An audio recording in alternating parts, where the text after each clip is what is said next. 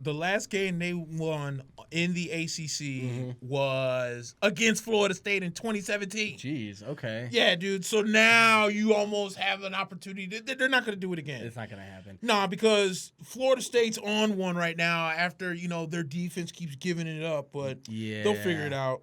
Hey, how's it going, everyone? Mack and Black again. It's Saturday. We are a raining Saturday. Nasty Saturday. We were wet just a couple minutes ago, but now we're dried up and we are ready to talk some football, some baseball. We're actually watching the Florida State and Louisville game simultaneously, so we might be a little bit distracted. It's a podcast. That's the great thing about podcasts, Nick. You can jump from one thing to another. You don't have to feel bad about changing topics. Oh, I know. I think that's the radio is always like, no, we've got to talk about. You got to stay on topic. Stay on topic. Don't talk about. Do not switch. Yeah. Okay, if you're talking about basketball is what we're talking about. Basketball for the whole hour. That's right. No, we don't need to do that. No, we don't need to do that. Guys, do us a huge favor. The podcast is on iTunes, Spotify, Google Play, and pretty much everywhere else you get podcasts. Do us a favor, leave us a review, and say nice things about us and share our show, and we will be grateful to you. Also, guys, check out mackandblack.com. And don't forget to subscribe to us on iTunes and also YouTube. Bro, you know what's cool about sharing this show? Yeah. So if you actually go to the show, right, and then you hit the little area that says share to group, it just gives you all the groups that you're in. Dude, I'm just in there just pounding groups with the show. Hell yeah, dude. I'm going to have to do that next week. Speaking of the devil, we were just talking about Mike a minute ago. He said rough day. Yeah, Michigan had a rough day. It's going to be a rough day. It's going to get even rougher for you once we start talking about it, too, because I don't think we're going to have nice things to say. Guys, I don't know. We might as well just go right out the gate and talk a little bit of baseball. How does that sound? Yes. Let's get out the way. Let's get it. Yeah, because Yankees clinched Thursday. Hell yeah. So the Yankees are well on their way now to what seems like a deep push into the playoffs. Obviously, they clinched. Houston clinched. Atlanta clinched yesterday. Atlanta clinched yesterday. Yeah. So the juggernaut and the NL still has a couple of races, and actually the AL wild card does too, right? I mean, yeah, Oakland and Tampa are still in it. I think they're 1-2 respectively. Cleveland's still in it. So those are really the three major players right now because with Tampa beating Boston the other night, that eliminates the no longer world champs and piss off to the Boston Red Sox. You guys suck. How the mighty have fallen. Oh, in dude. Boston, man. And like the funny thing is that a lot of people were clowning with the fact of look at Florida State's offense kind of moving with Northbrook as the quarterback right now. Okay. James Blackman got hurt, so they had to bring up the backup, but Northbrook's looking kind of good right now. I guess for whatever reason, Joey Cora came out with this. How do I put this? I guess he wanted to preserve the arms of the Red Sox, and by the time that's why they had 50 pitchers on when they had the September call-ups. They had like 50. Not even so much that even the beginning of the year, he didn't really pitch anybody in spring training, and then he was preserving arms. But then the Red Sox were just so far behind, right? They just never were able to catch up. Yeah, they were never able to catch up. So freaking And the Yankees, and the funny thing is, the Yankees, we've gone in all year with every injury to every player known imaginable, and they're now approximately they won today, so they're a half game out behind Houston for the best record. So we got to need Houston to lose tonight, but that's the thing that I like. Even though the Yankees had kind of had a clinch on the AL East for every bit of the last, I would say, month and a half. Yeah. The fact that they're still playing for the best record and still playing meaningful baseball, that they're not out there really lollygagging, right. Is really good for them to bring momentum going into the playoffs. Yeah. But kudos to them and kudos to Atlanta. Good young team in Atlanta. Yeah. Excuse me. the Braves have always, they've really been good. Acuna's a monster. Yeah. So kudos to them. The Dodgers clinched a long time ago, obviously against, to win the West. Yeah. I mean, that it's pretty much the Dodgers and the house with them. Right. Houston clinched in the AL West. Minnesota still got a little go in the Central. And then the Cubs and Cardinals. Right now, the Cubs actually just took an 8-7 lead, and we were talking about them a little bit off air on why are the Cubs in any way losing to the St. Louis Cardinals at this point. And as I said, it's real simple. The Cubs are doing two things that I just don't understand. A, they can't. I don't want to say they can't pitch. It's just, wow, Guayo wasn't even close. Way off. It's not so much that they can't pitch. It's the fact they're not doing it consistently. And then B, for whatever reason, the Cubs just feel the necessary to just bang home runs left and right. How about a little bit of situational hitting? Right. Situational hitting might take you a long way. Yeah. You know what I'm saying? And we mentioned this last year in the playoffs. You had two opportunities, one to win the division, one to win the wild card, and you scored one run in each game. Yeah. You scored 2 runs in 2 games to get to the real playoffs, and you were sitting at home. Why? Because you did no situational hitting. You were just aiming for the fences. Yeah. And they're doing it again, where they're just aiming for the fences. There's no situational hitting. So, I mean, dude, the Cubs sometimes are so frustrating to watch. Yeah. But as I mentioned before, I know there's, I don't want to say that there's any rumors or anything, but I have said, wonder if I thought that the Cubs will think about life after Joe Madden, because ever since the World Series year, they have regressed. You won the World Series in 2016. You got eliminated out of the NLCS in 2017. And then in 2018, you lost a chance to win your division, and you lost a chance to win the wild card in back-to-back days. Yeah. If you miss the playoffs, what do you do from here? What do the Cubs do from here? Because as you mentioned, the Cubs sold the farm to get Aroldis Chapman. Yeah. You sold the farm for whatever reason to get Jose Quintana. Right. And I'm not saying Jose Quintana doesn't suck. I'm just saying he's not worth Eloy Jimenez, Dylan Cease. Dylan Cease, Yeah. where we've seen how good Jimenez is. Yeah. Cease, I think, is going to be really good. And you did it because you had multiple years of control with Jose Quintana. That's nonsense. And then you went out and you spent hundreds of millions of dollars to bring in Yu Darvish, who is so up and down. And Cole then Hamels, you made the trade even though down. pretty much nobody wanted Cole Hamels. Right. When Philly put him on the block. And then he did the stint in Texas, and next thing you know, the Cubs were like totally 100% all in on Cole Hamels and Yu Darvish, and and then you already got a guy in Lester who's those 3 on the downhill of his back career, 9 of your career, yes, for sure. So on the 17th hole of his career. All of this, Nick, while there's a huge hole in the bullpen this whole time, right? It's like once Chapman left Chicago, they tried the Wade Davis experiment. That didn't work out. Now Kimbrel has been hurt multiple stints since he signed earlier this year. They've got a little bit of an issue on their hands right now when it comes to injuries too. They're trying to rush some guys back to make sure to make this race, because right now, Milwaukee is sort of in the driver's seat for the wild card. Yeah. And St. Louis, the way that they're playing, they can probably get rid of the Cubs out of this in over the weekend if they keep playing this way. Yeah, they got the Cubs today and tomorrow, and then they have 3. I don't know who the Cardinals play in their 3 games. I know the Cubs have the Pirates, and then they finish the season against one another. Right. So, and shout out to Mike Rep, who's watching the show. He says that the future in Chicago is the White Sox huge deep farm system. Where's the lie? Because again, the Cubs sold all their farm, and then you sold more prospects to bring in Nick Castellanos. Yeah, and on top of it, man, they, what was the whole thing that got them to the series?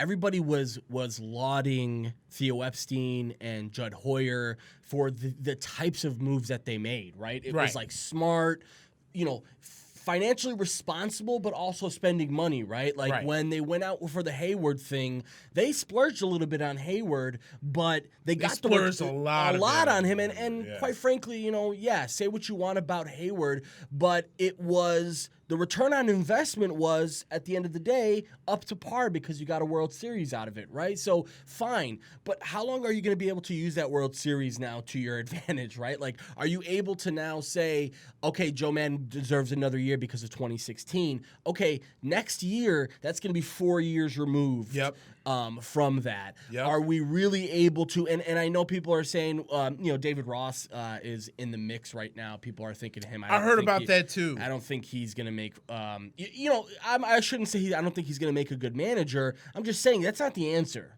Right, the answer is not to bring in one of their old buddies. It's like I get the thought process behind it, but Joe Madden, we're talking about what have you done for me lately. It's not that Joe Madden is not a great manager. Right. He's proved throughout his career he is, and quite frankly, if he loses his job, I really hope he stays and maybe goes to the South Side. Let me say this too, because.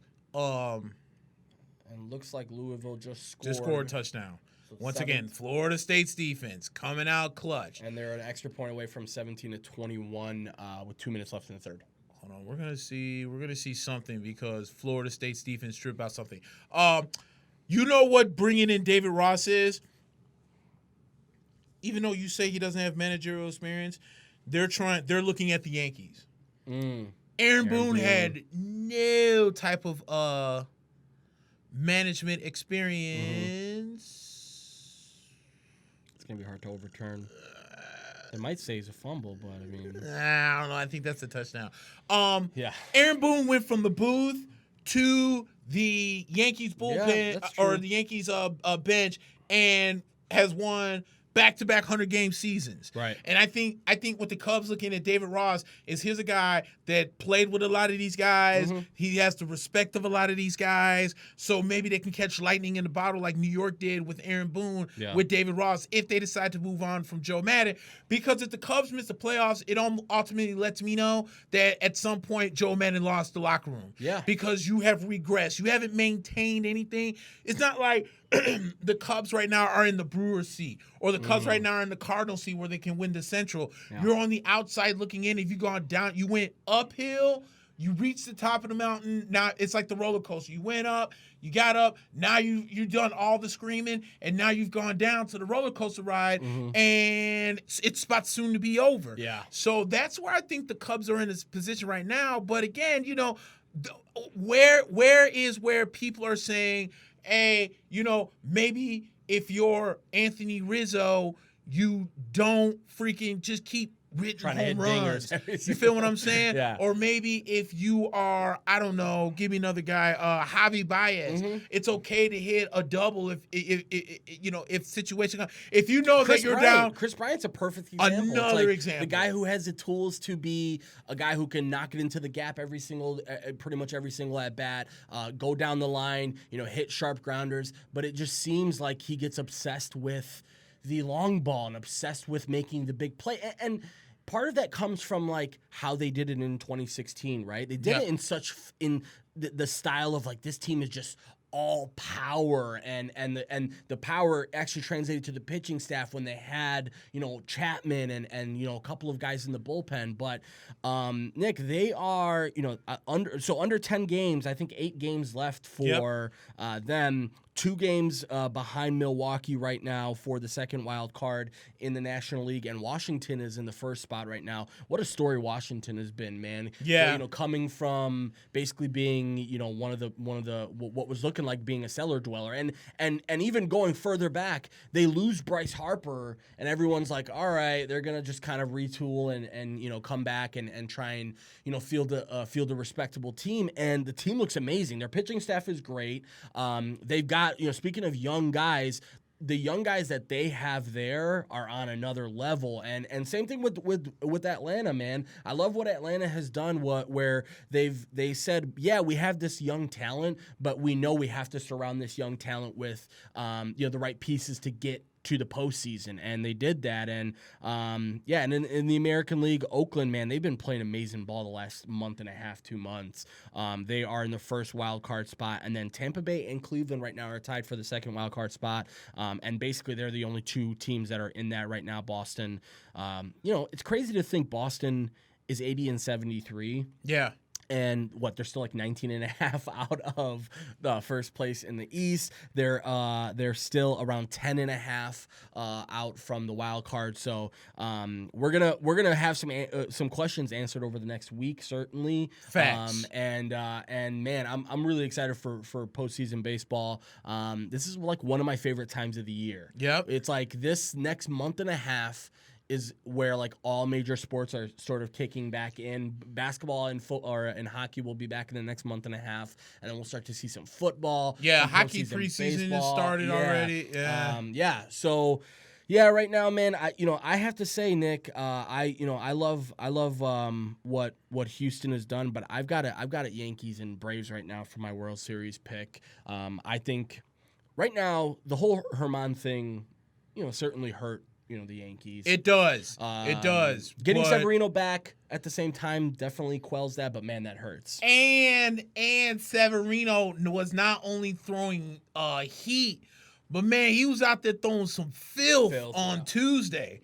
And he looked really good. And I know the Angels suck. I know they suck, but they do have some really good offensive firepower. Yeah. And for a guy that hasn't pitched all year, Severino went out there and looked good in the 4 innings he was in there. Man. And the way that he looked, he could have won 2 more if Aaron Boone would have let him. But obviously they're going to put him a little restrictions right now, which is smart, man. Well, it's really smart. But at the same time, dude, the Yankees have nothing left to prove, right? It's like we really don't need to go out there and try and win.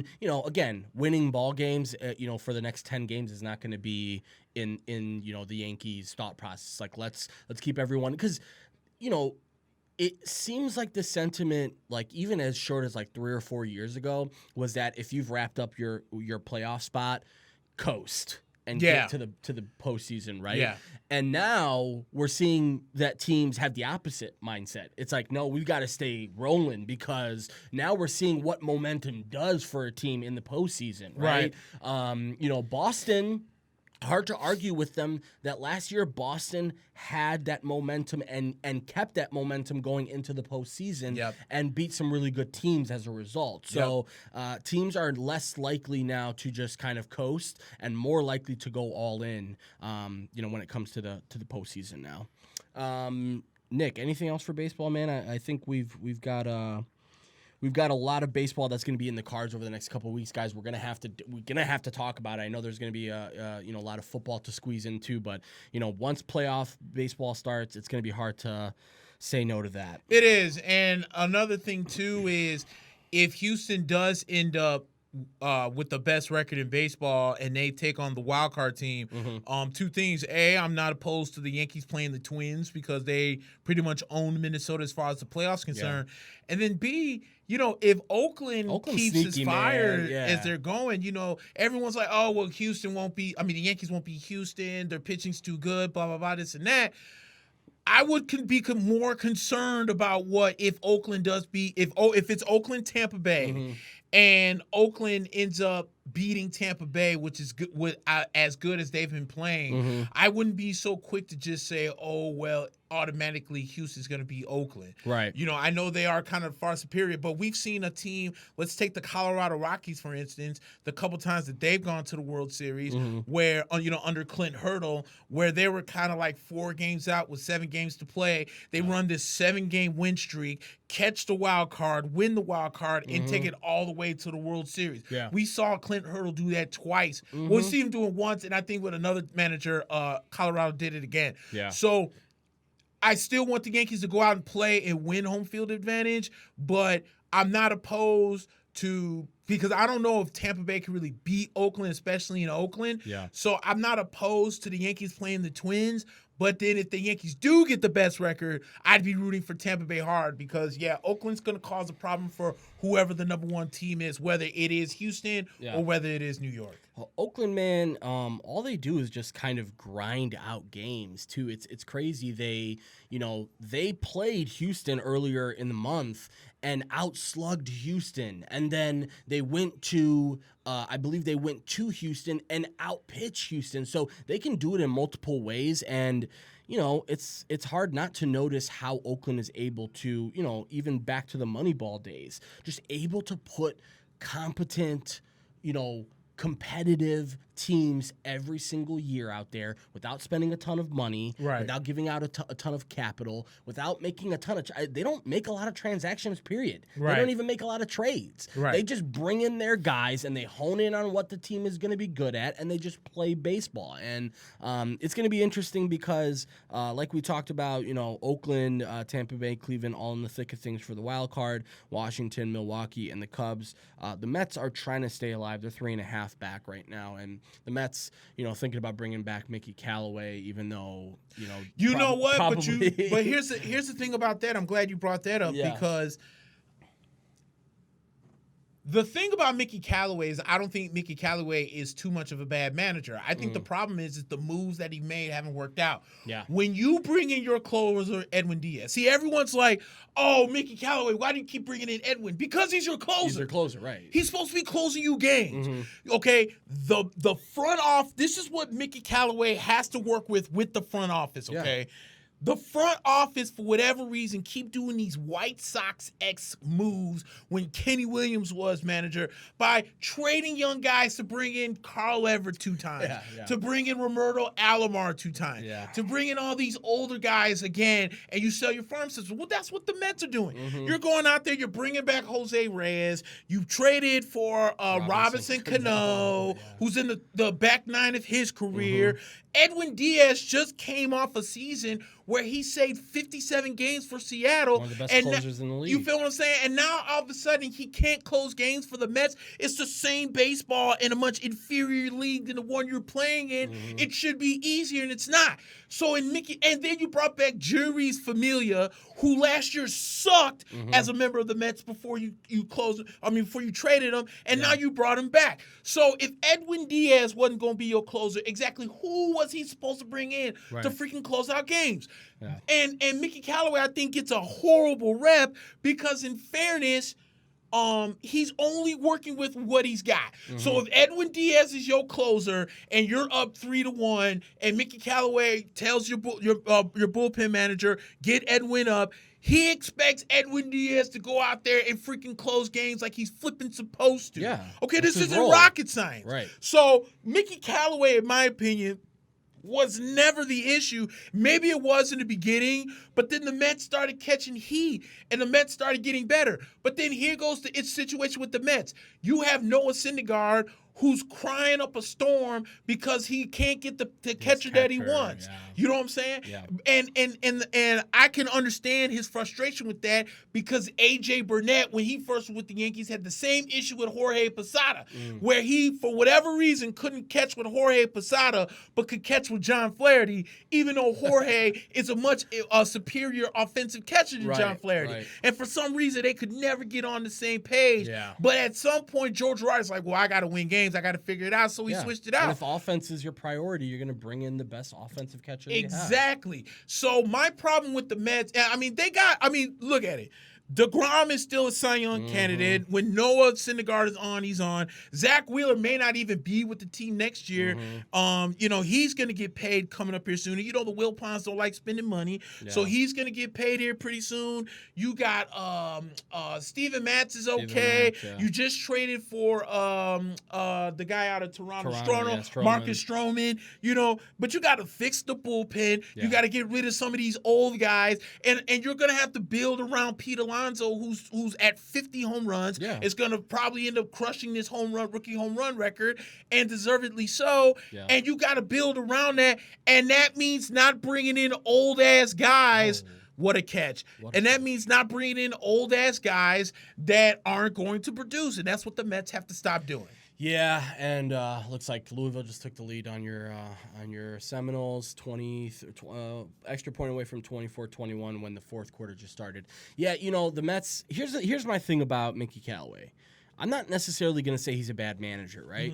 But what I'm saying is, okay, you can't give a manager grief when the team is not playing as well, but also not give him credit when the team got there in the first place, right? So you got to give him some credit that he did get this team to the pennant race that they're currently in right now. But man, there's been a lot of missteps, and maybe.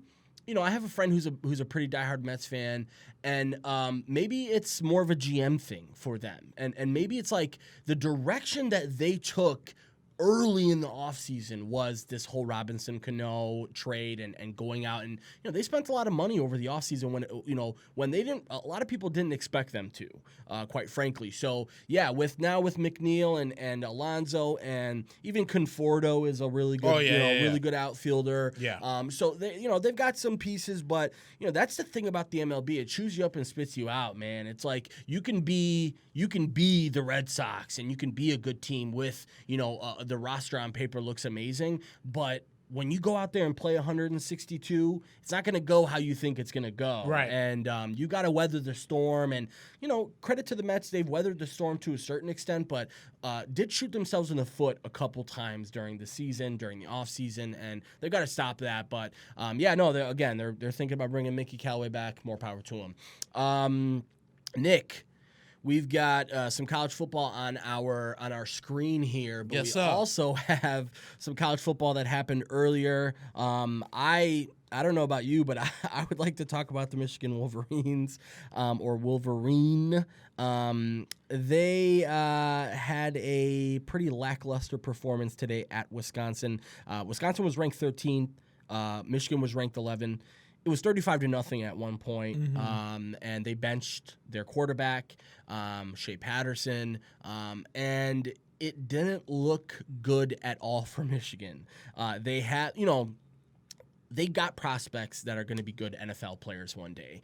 They got a couple receivers. I think, Shea Patterson isn't that bad, but they just don't really know how to play as a cohesive unit. Wisconsin, to me, man, Wisconsin has a good offensive line. They're known for that, right? Yes. Every year, that's their thing. Good offensive line. But they ran it with ease against Michigan. Michigan couldn't stop the run. No. And couldn't get off the field on third down, couldn't really make any big plays to get off the field. And Wisconsin just chipped away at them. It wasn't 35-0 right away, right? It was just kind of chipping away at them. Michigan, they get stopped on fourth down, trying to go for it and trying to gain some momentum. And next thing you know, it was 14-0. Next thing you know, you look up, it's 35-0. It's the third quarter. Michigan doesn't look very good. I think Mr. Harbaugh might be in the NFL pretty soon. I've been saying that for a long time, that I felt, that Jim Harbaugh had kind of got an unfair shake in San Francisco. Yeah, we both thought that. Thinking that, he got fired because they were too tough on the NFL players or whatever dumb, stupid ass excuse they ended up getting. They need. My thing with Harbaugh is my question, not even so much with Harbaugh, but just with Michigan in general, was, are you guys going to come with the same energy at Jim Harbaugh as you did with Lloyd Carr or Brady Hoke? The main reason why these two guys ended up getting fired was because they couldn't beat Ohio State. Yeah. Jim Harbaugh, guess what? Hasn't still beaten Ohio State. Yeah. You just got thumped by flipping Wisconsin. Yeah. And we said this earlier, I'm not saying Wisconsin sucks. They're not that. They're just not that good as they were today. I think Michigan made them look much better than they were. And we're seeing a highlight right now of Ohio State, who's beating the brakes off of Miami, Ohio, as they should be, right? 63-5. Now, with that being said, if Michigan does not beat Ohio State this year, could it be the end for Jim Harbaugh? because the goose has to be the same with the gander. You know, it's got whatever's good for one has to be good for another. So if you're going out there and you're saying, okay, well, I'm firing you because you can't beat Ohio State, I'm firing you can't beat Ohio State, then at that point you just have Jim Harbaugh in there as a name. That's basically the only way I look at it, is that at this point he's just a name. Yeah. With that being said, today's win kind of puts what I've been trying to say is I kind of think that I'm an idiot. This whole time my phone has been on. Listening to us. I kept thinking like, what the hell? It sounds like myself. It was me. It was me. My biggest issue is with Michigan is that Jim Harbaugh just can't get over the hump, bro. Right. He can't get over the hump. You know, every year we always think that Michigan can be in contention of the Big Ten and finally get into the playoff. Yeah. And they can't do it. And they're just, Jim Harbaugh needs to get back to the NFL. He does. Yeah, I feel like with Jim Harbaugh, this was kind of just something for him to do to kind of like, you know, keep his interest up. Yeah. But I don't feel like he should have went to Michigan. I think he went to Michigan because the NFL well was dry. Right. But the NFL well, I guarantee you at the end of the season will not be dry. Yeah. And I just think he needs to get out of Michigan, get back to the pros where he belongs. Yeah, you know, you see coaches take a year off, right? It's like, I just got fired. Right. Bruce Arians did it. You know, a ton of coaches notoriously just take the year off. You know, if you're not getting the type of traction in the NFL that you are hoping to get, you just take a year off and see what it looks like the following year. And I think he severely underestimated the transition from the pros to college. Right? I think so too. You know, I think like NFL's tough, man. But when you have a GM and you have a front office that handles personnel for you, it's a lot easier. Right. You know, you can focus on football. Right. And when you're a college coach, you're never off the clock. You're recruiting year-round, and there's always work for you to do and building the program, and you've got this huge pool of players that you have to determine who's going to be the best player for you at that specific position. There's a lot going on in college football that I probably think he thought, dude, I've done it at the highest level. What kind of curveballs can they throw me? And they've thrown him some curveballs. So again, Michigan, not the greatest start to their season. I'm not sure if they'll drop out of the top 25 after this one because no, they won't. Wisconsin's so good. But yeah, they won't. They'll be somewhere in the probably 20s, in the 20s or so. 20s, yeah. So, but speaking of some top 10 teams, Nick, Alabama just absolutely put it to Southern Miss 49-7. And then you had LSU we talked about before the show. LSU looks really damn good. Beat Vanderbilt 66-38 today. And then they play, LSU and Alabama play sometime in the next month or so. We both don't know the date. Tennessee looks completely garbage. Florida, I think they're number 9 team in the country. Beat Tennessee 34-3. Can I talk about that for a second? Please. Because I'm in this sports group and someone had put up like what's the best that could happen? Notre Dame upsets Georgia. Tennessee upsets Florida. UCLA wins their first game, and then there was something else. And the consensus was that of the 4 picks, I for whatever reason can't think of what the fourth one was Tennessee was going to upset Florida. Oh my God. And I'm thinking to myself, in what college football are you guys watching that you honestly think that Tennessee has any shot against Florida? Didn't they lose to Citadel? Exactly, or like Central Georgia or Georgia Central or some stupid. Yeah. And I'm like, dude, this team is ass. Yeah. What planet do you honestly think they lost to Georgia State in the opening game and then lost to BYU in the second game? Yeah, dude. And I'm thinking to myself, you guys are flipping nuts if you think that Tennessee has any shot against Florida. And the consensus is because Florida lost Felipe Franks to the bad ankle injury last week that they're going to take a step back. Guys, it's Tennessee. Yeah, it's Tennessee. Yeah. Okay, this is not the old Tennessee. This isn't the Peyton Manning Tennessee. This isn't the T. Martin Tennessee. Yeah. This is the I just lost to Georgia State or whatever. BYU back to back. Freaking Tennessee Volunteers. Give me a break. Yeah, that seems like that was more so like we hate Florida, so let's hope Tennessee That's wins really it. what it is. Yeah. Is the fact that you hate Florida. Yeah, so that's the early window. I mean, there wasn't many more noteworthy ones. There's the current window right now has a couple games. Obviously, we talked about Ohio State is trouncing Miami of Ohio. Auburn and Texas A&M were playing. Auburn is up 21-10 right now. Fourth quarter just started, and Auburn looks good too, man. Comeback victory against Oregon, who I think is going to be a good team, and then wins the last 2 weeks. So they look pretty good. And then UCF and Pitt. It's 31-28 right now. UCF is like a weird team, dude. What? Undefeated the last 3 seasons. Their quarterback is apparently, rising up a lot of rankings right now, and they just do nothing but win games. Yep. Now, the whole thing with them is like the competition, is it always up to par? They're playing Pitt this week, and Pitt's giving them some trouble, but 31-28, they're still in the lead there. And TCU right now is behind against SMU.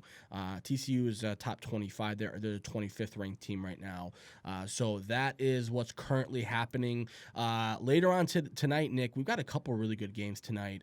Oregon-Stanford is going to be a good one. I know Stanford, not a lot of people are expecting much out of them after the last couple of weeks, but I still think they're going to play Oregon tough. Oregon's the number 16 ranked team in the country. And then Clemson plays later on against Charlotte. Is probably going to be just a slaughter. And the real big game that I think both of us have our eye on is Notre Dame and Georgia. Georgia, I see this team as, obviously a playoff contender, but I see them as a possible, championship contender because Jake Fromm and they've got, Swift, their running back.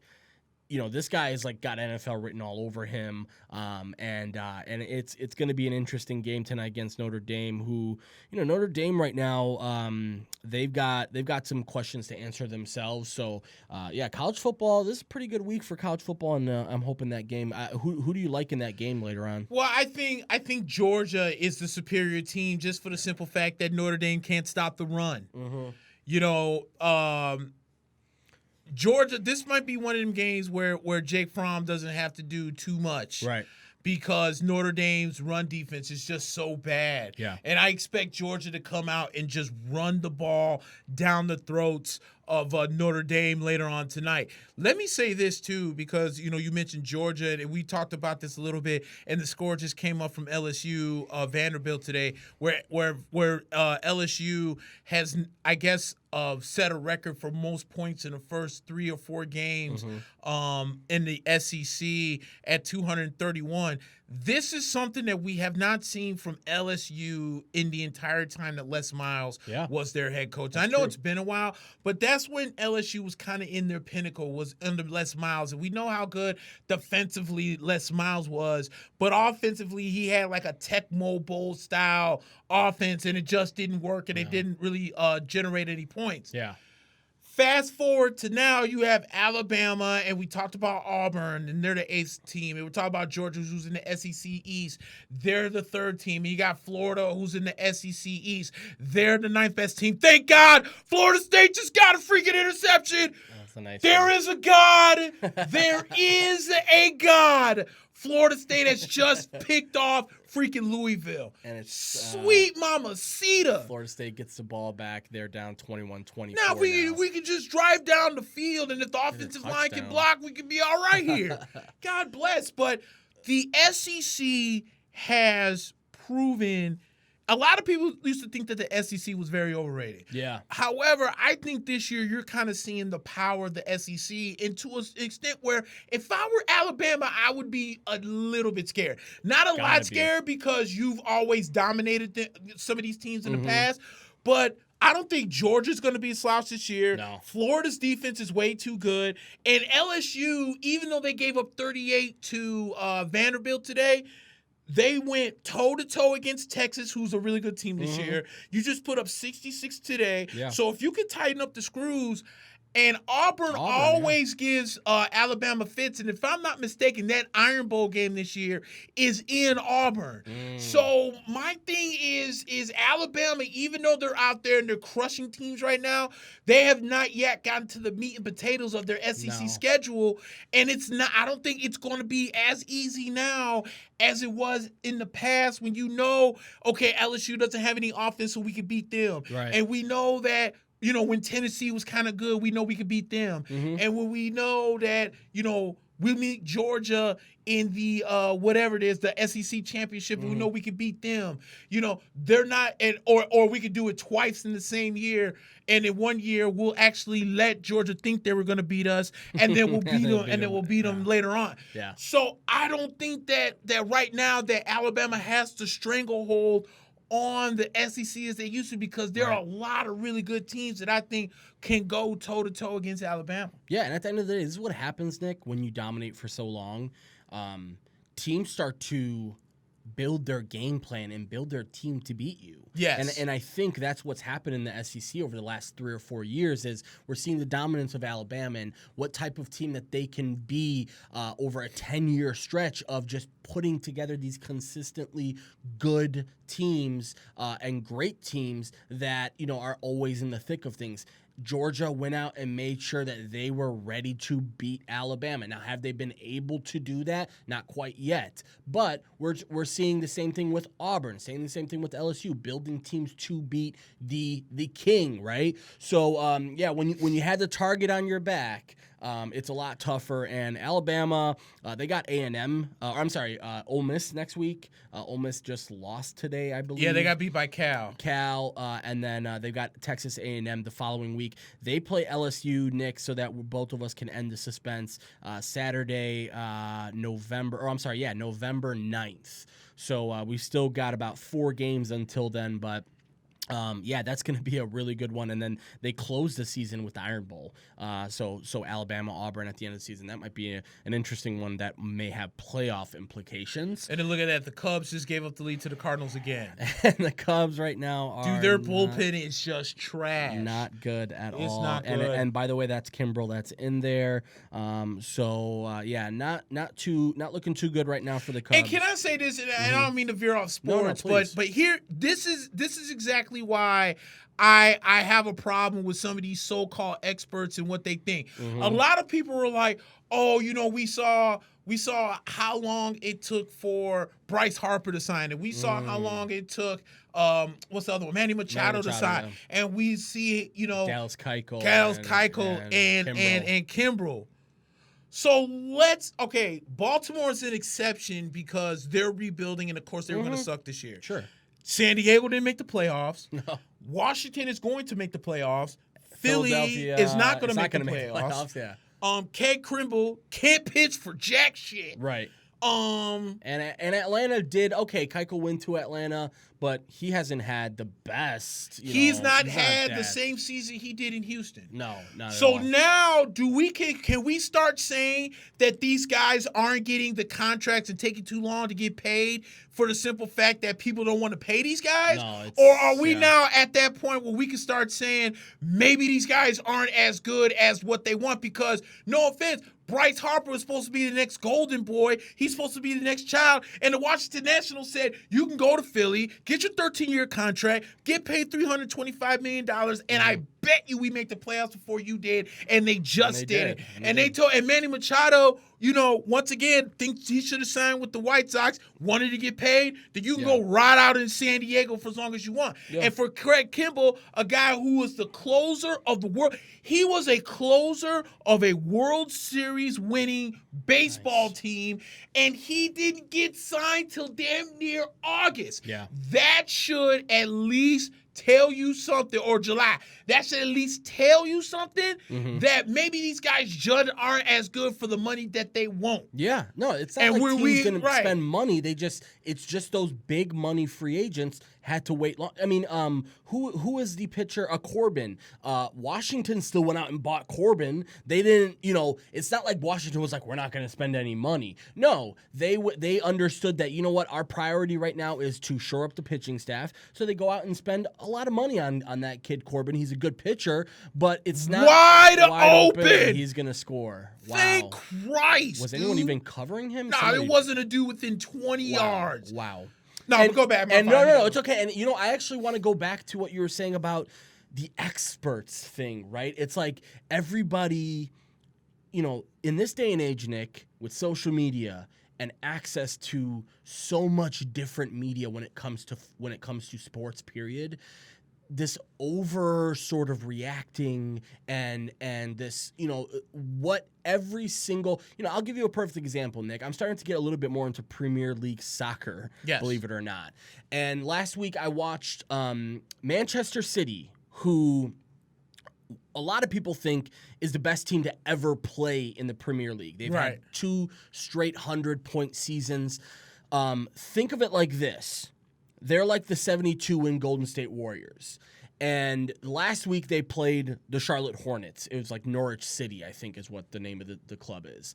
And they lost that game 2-0. And all week long you hear about how their manager is no good, and maybe this team is not, and just the week long of just this over dramatization. And what do they do today? They beat Watford 8-0. Yep. Watford, who, those, I don't blame you if you don't know these teams. Watford is not that bad of a team. A lot of people think they're better than Norwich City, right? Right. Manchester City comes in and scores 5 goals, in the first 13 minutes of the game. This just goes to show that we as spectators of sports have this thought process that we understand everything now. And we have perfect examples of what is going to happen in the future. And same thing with the whole baseball thing. I think everyone before the season thought, Bryce Harper will have a team within the first month of free agency and da-da-da-da. And same thing with Manny Machado and Craig Kimbrell and this and this and that. And then when things start to hit the fan and we're not seeing things go out the way we predicted them, it's collusion, and nobody wants to sign him, and nobody, people are conspiring. The whole thing was like people were conspiring against Manny Machado and Bryce Harper. No, because the White Sox were in that thing for the whole way for Manny Machado, and they were in the conversation for Bryce Harper too, for a long time. And then San Diego sort of swooped in for Machado, and Philadelphia, after making a trade to bring in JT Realmuto and shoring up other parts of the team, decided that they wanted to spend big money. And next thing you know, boom, both of those franchises now. By the way, Padres just fired their Andy Green, who somehow has been with them for 4 seasons and hasn't had anything to show for it. So yeah, the way that we view free agency is certainly changing, but I don't think anyone was conspiring against these guys this year. Yeah, and that's why everyone's like, that's why Mike Trout signed that big contract, because he felt like, dude, Mike Trout is the exception. Yeah. Now, here's the funny thing I want to bring up again, because now there's this talk on who's the MVP of the AL. 3 names come up. Alex Bregman of Houston, Mike Trout of LA, DJ LeMahieu of the Yankees. Let's take Trout right out of the conversation. Can we? Okay, Trout's an amazing player, one of the best players in the league. We'll get all the disclaimers out right now, but he played for the Angels. The Angels didn't play for anything this year. Let's just put that right out there. I get it. He's the best player, but that's not what we're talking about. Most valuable player, right? It's in the name. It's the value of that player to the team and how this team, most of the time, your team has to do well in order for you to be, to win MVP. So I think it's a 2-man race. But yeah, go ahead. I'm sorry. Because I kind of looked at Alex Bregman's numbers the other day, and they're pretty damn good. I think he's like 295, 35, and like 106 or something like that. Wow. And for a first place Houston Astros team. DJ LeMahieu is probably going to win the AL batting title. He's at 330, depends on what he did today. He's around 330. Wow. 25 home runs, and I think he's at like 96, 97 RBIs out of the leadoff spot. Wow. Now, DJ LeMahieu reminds me, his numbers remind me a lot of what Dustin Pedroia did for the Red Sox. His numbers weren't amazing, but what he did for the Red Sox for them to win first place and go to a World Series championship got him that MVP, right? I think DJ LeMahieu is in that same category if you factor in all of the injuries, the fact that, first of all, DJ LeMahieu wasn't even supposed to be an everyday player, okay? And Duhar was supposed to be back. Gleyber Torres, like DJ LeMahieu was basically just supposed to be a fill-in for Didi Gregorius. If it wasn't for those crazy injuries, you wouldn't even know what type of player this kid is. Exactly. And think about what everyone said about DJ LeMahieu. Oh, he won't hit like that in New York. It's not Colorado. All of his numbers are just inflated because, Colorado has the thin air. It is easy to hit over there, blah, blah, blah, this and that. And he has shut everybody up. Not because so much whether if I'm a homer or not, I more or less believe that DJ LeMahieu is the MVP of the American League. Mike Trout has the best numbers, but he is not more valuable to the league and the Angels than DJ LeMahieu was to the league and the Yankees. However, if Alex Bregman was to go out there and win it for the Houston Astros, I wouldn't be mad at it. If Mike Trout wins the MVP, I will absolutely pitch an absolute fit on this show because then the MVP vote, as far as I'm concerned, is useless. Why do we have it? And he hasn't played it. Like he's hasn't played the last 3 weeks with a foot injury. And he missed like 3 weeks in the middle of the season. So Christian Randall said Theo Epstein is to blame on this besides the players and Madden. Theo put this team together, and he didn't think long-term. Instead, he did short-term. Thank you, Cubs, for Eloy Jimenez and Dylan Cease. Yeah, we just said it, man. Judd Hoyer and Theo Epstein, like, they got to the party. It seems like they left the girl they brought to the party and sort of, started dancing with another girl. With the hot girl. With the hot girl, and thought, this is how we're going to do it. And a World Series will give you confidence, right? Like the World Series gives you some confidence to say, we're the champs. We can go out there and get some guys. It didn't happen for them. And quite frankly, if I'm a Cubs fan, don't be too discouraged, right? Your team is still one of the, better teams in the NL, and is still, oh man, blatant face mask. So, don't be too discouraged, but man, it's going to be tough. Even if the Cubs do make it in, we talked about momentum. The Cubs right now are lacking momentum. They are. It's gonna be a tough road for them, guys. Baseball is gonna be crazy over the next week, 2 weeks. So we'll definitely be talking about that, guys. Before we transition into football, I mentioned it pretty briefly in my in sharing the link, but I do want to announce this officially, since it's official now, Nick. So first and foremost, you and I will be doing our Mack and Black podcast on October the 5th, Saturday, October the 5th, at Reps Place. From what I understand, it's going to be awesome, poppin'. We're going to have our show live from Reps. And guys, we are also, in the spirit of football season, giving away 2 Bears tickets. And honestly, Nick, can I be a little bit jealous? Like, I want to go. Okay, but let's get to the. I can be jealous. Yeah, I'm sorry. I forgot. No, but guys, Bears Giants, November the 24th. It is a 12 p.m. kickoff, noon kickoff on a Sunday, and we are giving away free tickets. We will for sure be putting out some more details later, but essentially, really the only thing that you really need to do to qualify for this is to review our podcast, share our podcast out, and then more than likely our event will start at around 5 o'clock that day. We're at Reps.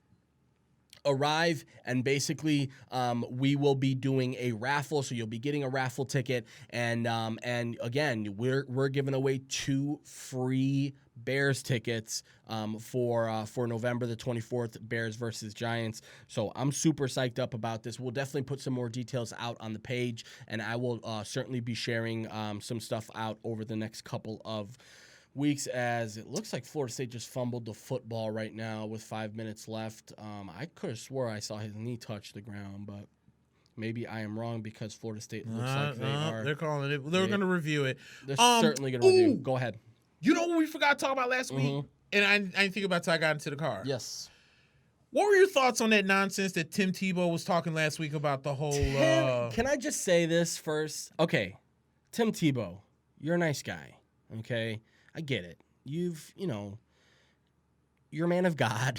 Damn, there it is. Nice call. Nice call. Nice call. Knees down. Knees down, yeah. Yep, so, nice call. Looks like Florida State will not be fumbling or giving away the football. Listen, man, I hate when people speak from the vantage point of privilege. We all do it, right? We all do it. It's not something that we mean to do. I do it all the time, and it's something that I have to check myself on. And I just think Tim Tebow hasn't checked himself on that quite yet. For those of you who aren't familiar with what we're talking about, Tim Tebow basically, there is a bill that's going on currently in California that basically would allow student athletes to make money off of their likeness, meaning their names, their jerseys, autographs. I think it's pretty much an all-inclusive thing. And a lot of people are against it. Why? I don't know. But a lot of people are against it, and Tim Tebow came out and gave a very passionate, and by the way, it is down on the field, so Florida State still leading 28-24 with 5 minutes left in the fourth quarter.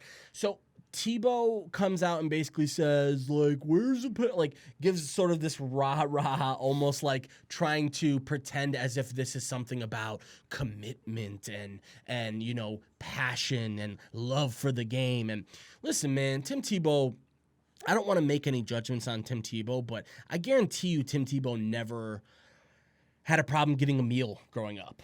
You know what I'm saying? Oh, yeah, I believe that. I'm not trying to judge a book by its cover, but Tim Tebow sounds like a guy who never, had to eat ramen noodles 5 days in a row. These student athletes generate billions of dollars for people that have never met them, will never meet them, and quite frankly, make money for everyone around them, including their head coaches. I mean, some of these head coaches, Nick, make ridiculous salaries. Trust me, Nick Saban's paycheck is sweeter than you might think it is. Lined up with millions of dollars, and not only that, from the school, but from boosters, from all of these periphery type ways, and the student athletes can't get a cut of that. Listen, Tim Tebow, nice enough guy. He was dead wrong on that. I can't imagine those words are gonna age well. I think in another 5 or 6 years, he might look back and go, "That was pretty dumb of me to say." But yeah, if you still have an argument for college athletes not to get paid, something's wrong. You aren't understanding the way that the game works. If you don't think that these guys who put their put their bodies on the line, if you think that a scholarship to a university is enough at this point, you gotta do some more research because you're dead wrong. Yeah, I guess I kind of understood from the passion standpoint, like we want to keep things fair, blah blah blah, this and that and everything else, but unfortunately, I think, first of all, I'm not against this whole bill. Yeah. Just for the simple fact of if it produces NCAA Football 20 next year or 21 we'll take or wherever we're going, take it. Yeah. I am all for it. Dude, I'll take whatever I can. It is way long overdue. We are now going on year 6 of no NCAA game, and I'm tired of it. And as we spoke before, the fact that some of these schools let their likeness into the Madden game lets me know that there is something on the horizon. Yeah. The coffee is brewing. Yep. Okay? The cake is rising in the oven. That's what we want. Now, with that being said, where I'm agreeing with you with Tim Tebow's dead wrong, is the fact that, man, you got to stop acting like all these kids that do go to colleges and, play football and all this other stuff are 5-star, great neighborhood, this, that, and everything. Like there's not else. Walk-on guys or guys who just barely made the cut. Not all these guys are scholarship guys. That's the reason why scholarships are so, precious. You only get a certain amount of them per year. Exactly. So not everyone's on scholarship. Exactly.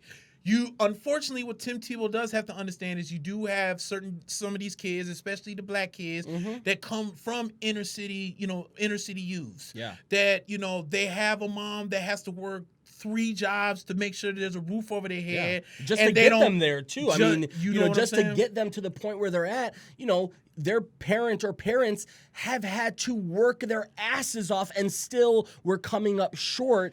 And just that little bit could go a long way for those. Exactly. Those kids. So if you're going to tell me that, let's say a 5-star recruit from, I don't know, inner city Oakland got a scholarship to go run the ball at Texas, and he was going to get, I don't know, $100,000 for his jersey and likeness, you gonna think that kid ain't gonna say no? Yeah.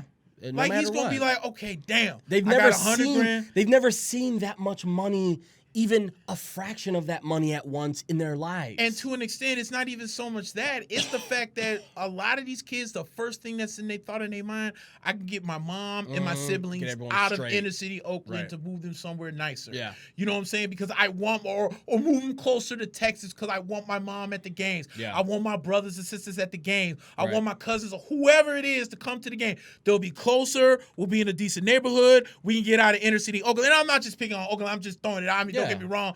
I know Chicago sometimes ain't that much beautiful. Oakland was the first city that popped in my head. What I'm saying is, Tim Tebow cannot be that dense-minded to honestly think that all these kids that go to college can afford it. Yeah. Because they can't. Not all these recruits can. Yeah. There's a lot of recruits that are coming from single-family homes with multiple siblings who haven't seen their mom in days because she works. Yeah. So the first thought that, okay, I'm a 5-star recruit, I work my ass off, I get my mom, my family out of the hood or whatever, it's okay. Right. There's nothing wrong with it. And it doesn't affect you. It doesn't at all. Anybody else. And if you think, and again, if you think that you doing this stops some 5-star recruit from coming to play in Florida because that's where then you're dead wrong again. Because again, if people are going to go to Florida regardless, people are going to go to Alabama regardless, people are going to go to Clemson. Here's a news flash for Tim Tebow. For as many national championships that Alabama has won, not everybody goes to Alabama. No, yeah. And guys choose over Alabama every year. Every year. Yeah. For every year for as much as Clemson has become a powerhouse, not every 5-star recruit has wanted to go to Clemson. There are still thousands of schools that kids can choose from. Yeah. Now, it does give a little bit of leverage, say, oh, damn, yeah, we got the bread to recruit this kid. Well, then all these schools got money to recruit. Right. Don't give me that nonsense. If you can pay your coach millions of dollars, thank you can. You. Yeah. Florida, Alabama, Texas A&M paid Jimbo a lot. Michigan State. All these schools got bread. I mean, look at Illinois. Illinois is not even a good football program, and they've given Lovie Smith They are money. 3-1. They are 3-1 this year. And they've got they've put together a decent team, but Lovie Smith came in there and is making money hand over fist, and quite frankly, was not doing that bad money-wise even before he got there. That's true. So, here's another thing, Nick. This country loves capitalism so much, but it's just odd every single time. Oh, that's roughing the kicker. And no flag? Is there a flag? There it is. It came out. It came out. Okay. So let's see if that's enough to get. It won't be enough to get him the first down. But though, if it's roughing, then they can. Then it's an automatic first down. Yeah. Let's see. This country loves capitalism, Nick. But for some reason, when you mention that student athletes generate X amount of dollars and should get X amount of dollars, they somehow goes back to like, well, we've got to teach these kids to do this or teach these kids to do that. It comes down to empathy at the end of the day, as it looks like it will be roughing and it will be an automatic first down. That pretty much wraps up the game, looks like, as Louisville Florida State finna go for this touchdown. Yeah, so Louisville does not have any more timeouts left, so it's got to be a touchdown for Florida State or they could realistically get the ball back, but so to me, man, it comes down to empathy, dude. Like you've got to understand that not everybody comes from the same background as you, not everybody has the same comfort level as you. There's always somebody doing worse than you, and that's another thing to keep in mind is. Listen, man, am I saying that college athletes should make hundreds of thousands of dollars per year? No. But do I think that they should get a couple $1,000, for their putting first of all, really entertaining sports, games going on, but also driving people to the games, getting people to buy merch. There's so many factors that student athletes are not accounted for as Florida State gets stuffed on first and goal. Be second and goal now with 2:15 left in the game. Yeah, Nick, I had to listen. Tim Tebow, to me, he takes a lot. He has a lot of haters. I'm not necessarily one of those guys. For the wrong reasons too. Yeah, I will admit to that. He had a. Here's the thing about Tim Tebow. He came out of Florida, and when he came out of Florida, he was so dominant at Florida. Oh yeah. And people looked at him, and half the people looked at him and said he's a mobile guy, he'll never last in the league, and the other half were just such big Tim Tebow fans that they couldn't let it go, that they thought he was going to be Peyton Manning. And obviously, we know how everything ended with the Broncos as Florida State will score the touchdown and looks like seal the game here, as they'll probably take a win at home against Louisville. Pretty nice win for them after the last couple of weeks. So people forget how Tim Tebow sort of came about. Is he had this like really fervent support out of college, and a lot of people were just not sold on this guy, and I wasn't either. I quite frankly thought the Broncos overdrafted and did a little bit too much to try and bring him in there.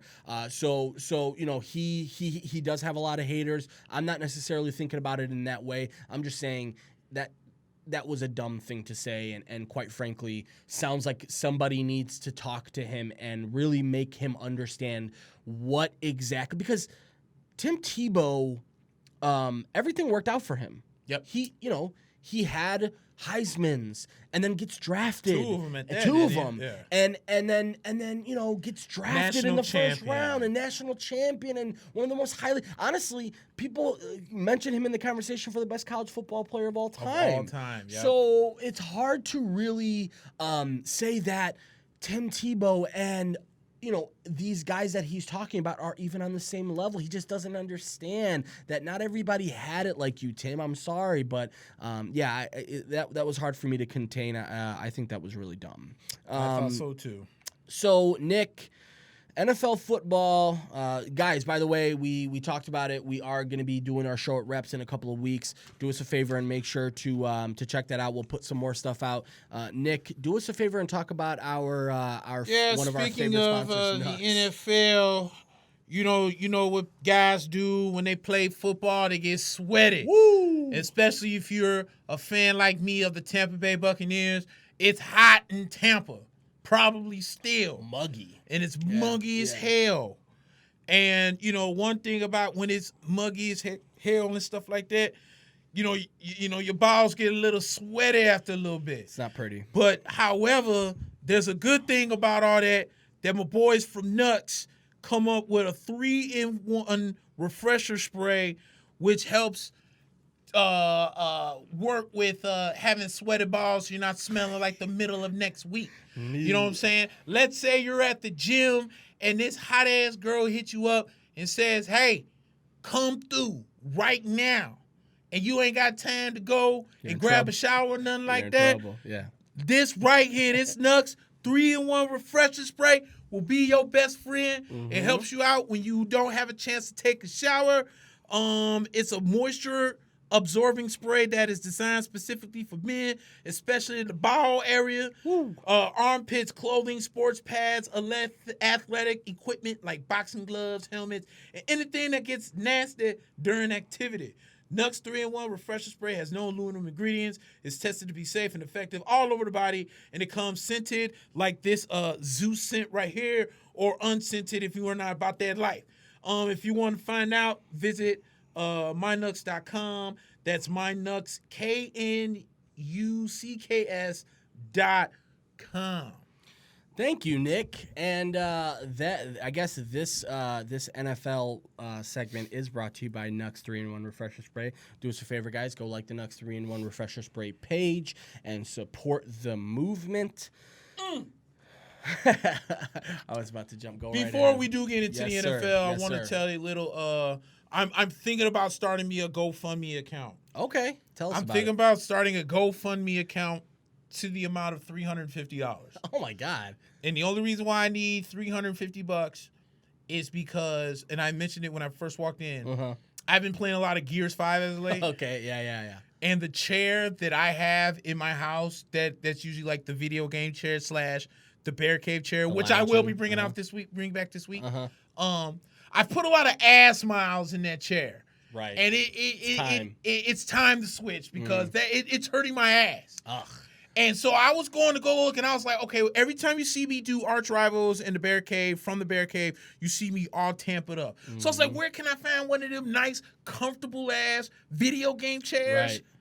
Bro, these things are $250. They are no joke. For a video game chair? No for me joke. to sit in something that's going to cost me $250? Yeah, it better make you a better video game player or Oh, like give mama. you superpowers. It better let me flip that whole game, Yeah. and I don't even have to think twice about getting. The only time I need to get up is get something to drink, pee, or drop heat, Right. or let the dog out. That's it. Yeah.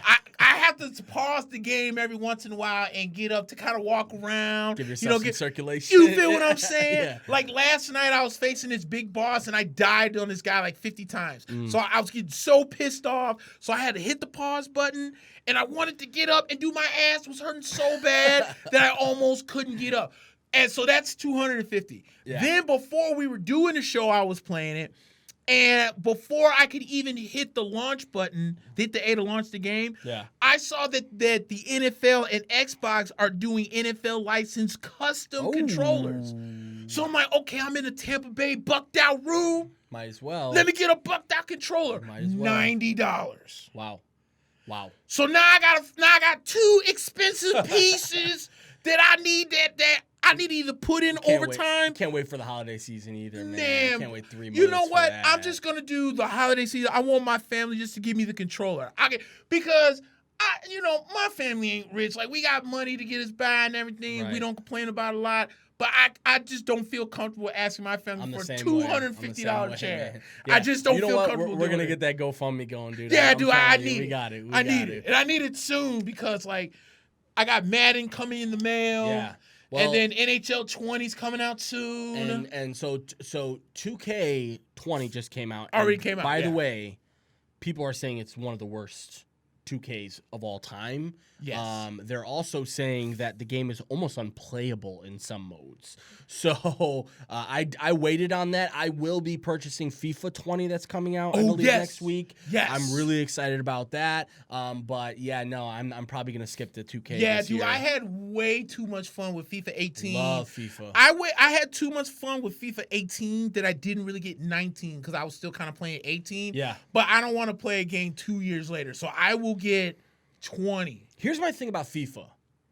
They try and change the game too much every single season. Dude, like, they don't need to. You know, now they're like, you can control like how the foot moves, like where you pivot your foot, and like it's like, come on, man, just let's make this a little bit more consistent. As we're now watching the UCF Pitt game, guys. UCF, again, we talked about it, coming off back to back. I think, is it 3 seasons in a row with undefeated records? But yeah, the unmarked real national champions. That is UCF. I have a friend who says the same thing. He says they are the undisputed. It's like when champions. Ric Flair left WCW to come to the WWF and kept calling himself the real world champion. Yeah. That's what UCF is. Yeah, and listen, UCF, man. I get it. Your conference, sort of holds you back to a certain extent, but you can still put together a better schedule than you have. If you know that the playoffs are looking at your schedule, put together a more competitive schedule. Simple as that. I get it. There's some handcuffs involved in playing in a different conference, but if you can play Pitt, you can play other teams that are higher caliber and couldn't agree more. And just put together a better resume to make the playoffs really respect you. Because quite frankly, they can go undefeated again this year, Nick, and I'm not sure if they're No one's going to care. No one's going to really and care. Enjoy another New York Six Bowl because that's all you're. And good for right now. that's so sad that it came down to that. But yeah, dude. And you know what? And Tommy O'Connor is listening. He said he's got us on in the car. Thank you, sir. That looks like that's Tommy? a touchdown. and it down at the 1 maybe. Okay, well, there's a flag. So and UCF, this idiot ref didn't decide. Uh-huh. What you say? Oh, that's like kind of like NHL when they're like, oh, you can do this with the stick, that with the stick. I'm just gonna develop up my wrist shot, Right. and I'm just gonna sit at the point, and I'm just gonna slap the absolute hell out of this puck, and it's gonna find its way somewhere top shelf. That's you don't have to go too complicated with video games. You don't. Just make it fun, but also make it simple enough that you can get super into it without having to learn these different, intricacies of the. And don't get me wrong, I'm excited about FIFA 20, but there is some truth to it that every sports game, you're really just buying the new rosters. Like, you just really want to buy the more updated rosters, right? And same thing with FIFA. So much has happened over the last year in football around the world. So many, of the biggest players in the world have moved. And by the way, an interesting thing, because we were talking about the NCAA football, PES, I believe, is the name of it, as there's a Pro Evolution Soccer. They did something unprecedented, which they bought the exclusive rights to Juventus. They are the Italian champs who Ronaldo is a part of now. They bought the exclusive rights to Juventus. So FIFA this year I believe, will not have Juventus in it. It will be called something like Calcio FC. They'll have the players on it, but Juventus will not be in the game at all. Which is interesting because, we're talking about these naming rights and gaming rights and this and this and that. There's plenty. Money talks, and PES put up the money, and now they are the exclusive video game. If you want to play with Ronaldo and Juventus, you're going to have to play PES football. So, and I can get PES because I have the Xbox Ultimate Game Pass Live or whatever it's called. Yeah. And I always see it. Yeah. But I'm like, I don't know if I want to play it or not. Yeah, it's not FIFA. That's what I'm saying. I'm like, right. I don't know if I. Now, maybe I want to go check it out. Check it out because honestly, they changed the game with that, and I think both of us are putting it out into the universe right now. NCAA football, can we please end this and let's just get It's 6 years too long. Yeah, it's not hard to make this. Like, even if we have to go back to having randomizing names and whatever, that's fine. Here was the problem. Right. It wasn't even so much that.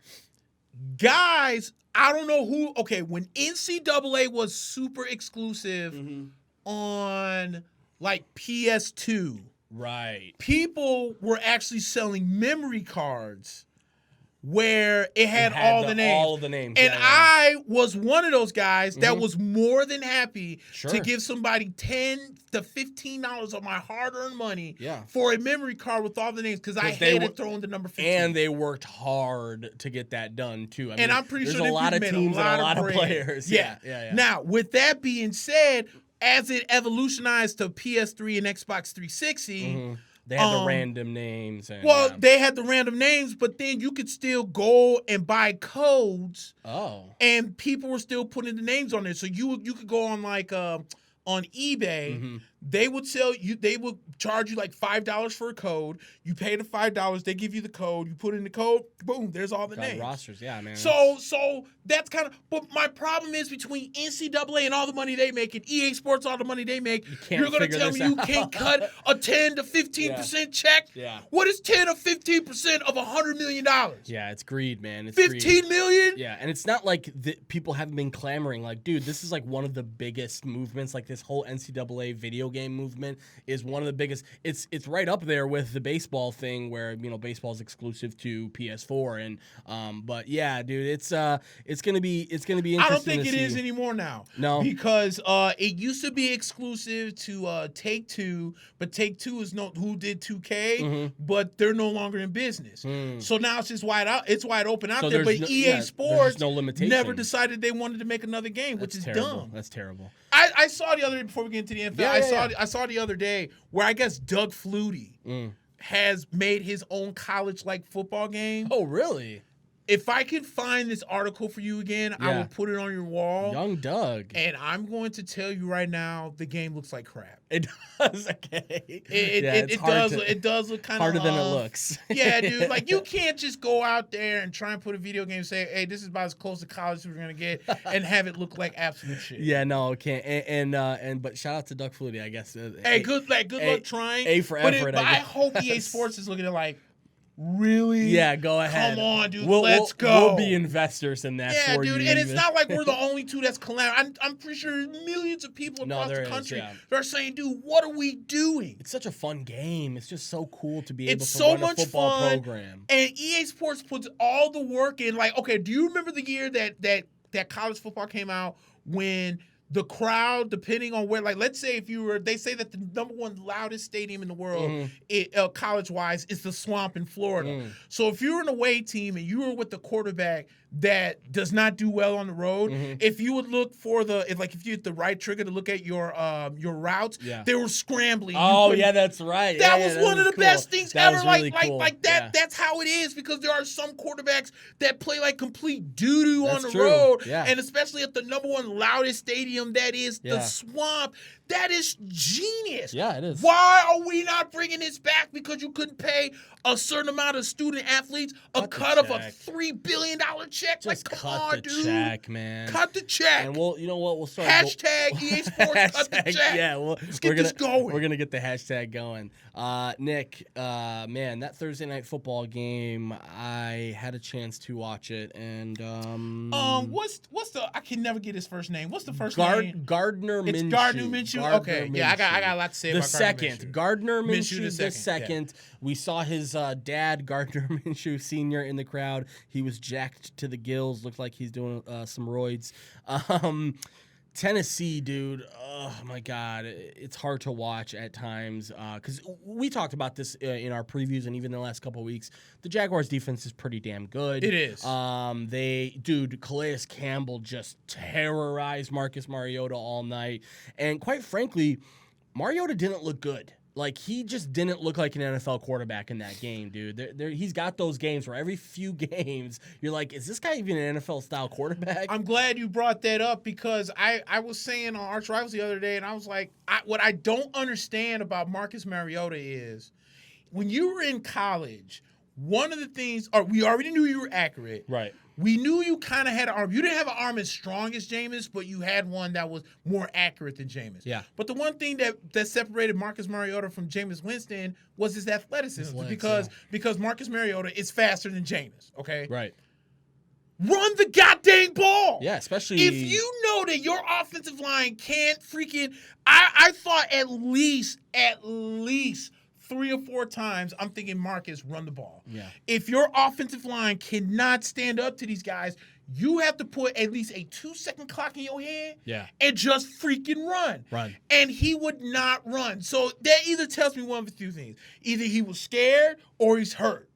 Or he didn't want to run on that wet grass, because it did rain for the better part of the entire second quarter. And it was ugly at some points. You know, honestly, Nick, he tripped over his offensive lineman a couple of times. Like, he didn't look comfortable, and he certainly didn't look like he was a guy that was, a number 1 pick not too long ago, close to number 2. Yeah. So, and by the way, just a side note, for those of you, I guess the jury's still out on both quarterbacks, but I think it's pretty safe to say now that Jameis has sort of surpassed Mariota in terms of what type of quarterback he is. Yeah. Because Jameis is an NFL quarterback. No matter what you say, he makes a lot of mistakes. He does this, he does that. He has mental mistakes here. He's not exactly, a rah-rah guy, but he's an NFL quarterback, and he doesn't have the type of issues that you see Mariota have.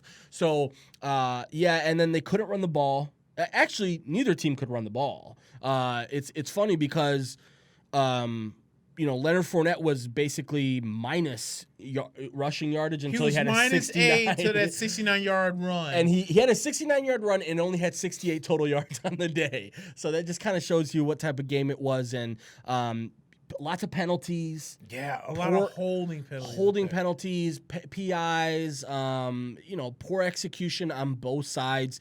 And let me say this about Gardner Minshew. Nick, there's this thing in the NFL where, if a quarterback comes in and doesn't just shit all over himself, he's somehow a good NFL quarterback. And that's the other thing about Gardner Minshew. Okay, The guy has a great story. Let's not deny that. He went to like 4 or 5 different colleges, finally found it. He was actually going to go to Alabama simply to be a backup and to try and become a coach one day. Mm-hmm. And then Mike Leach at Washington State, one of the more sort of player-friendly coaches in the country, calls him and says, not the most, and he runs a pretty darn good system for quarterbacks too. And basically said, how would you feel about coming over here and being the starter and leading the country in passing? Right. And that's what Gardner Minshew did at Washington State. Was Pac-12 offensive player of the year. And quite frankly, flew under the radar coming in. Now, Jacksonville selects him in the 6th round. Nick Foles gets injured in the first game. Minshew comes in, does a good job in the first game, but just isn't able to get the win against Kansas City. The next week against we talked about earlier, Houston, and that defense wasn't able to stop Deshaun Watson or DeAndre Hopkins, but he didn't have a terrible game. And this game, he made a couple of throws, but there was a couple of throws where you're like, he's not there yet, right? You see what this is? No, dude. The Cubs are ass, bro. 5th straight loss for the Cubs, by the way. They gave up back-to-back. Kimbrel must have given up back-to-back home runs. He's given up a career-high to DeJean and Molina. Give me a break. 9 home runs given up for Kimbrel. And for those of you who are saying, there's no such thing as rust, and, if you're a good pitcher, you can do it, take a look at what Kimbrel has done this year, and take a look at what Dallas Keuchel has done this year. Not exactly the best. Not numbers. World Burners. But you were saying about No, it's totally okay. We're right now on the same, because I'm about to Gardner Minshew. Awesome story. NFL quarterback? I'm not sure. Thank you. When Gardner Minshew won the game the other day, I got this email from Bleacher Report talking about the Jags have finally found their quarterback of the future. Oh my God. Can we stop, please? Oh man. Let's stop acting like Gardner Minshew II has been out here as a world burner, putting up 3 games into his career. Let's not put Gardner Minshew in the same boat as Kurt Warner. Oh my goodness. I know when Kurt Warner came out being the grocery bagger and all that other stuff that he was, he was throwing 4 or 5 touchdown passes for the greatest show on turf. Sure. My man's has not thrown 5 touchdowns in the last 3 games. Yeah. He is not the quarterback of the Jags' future.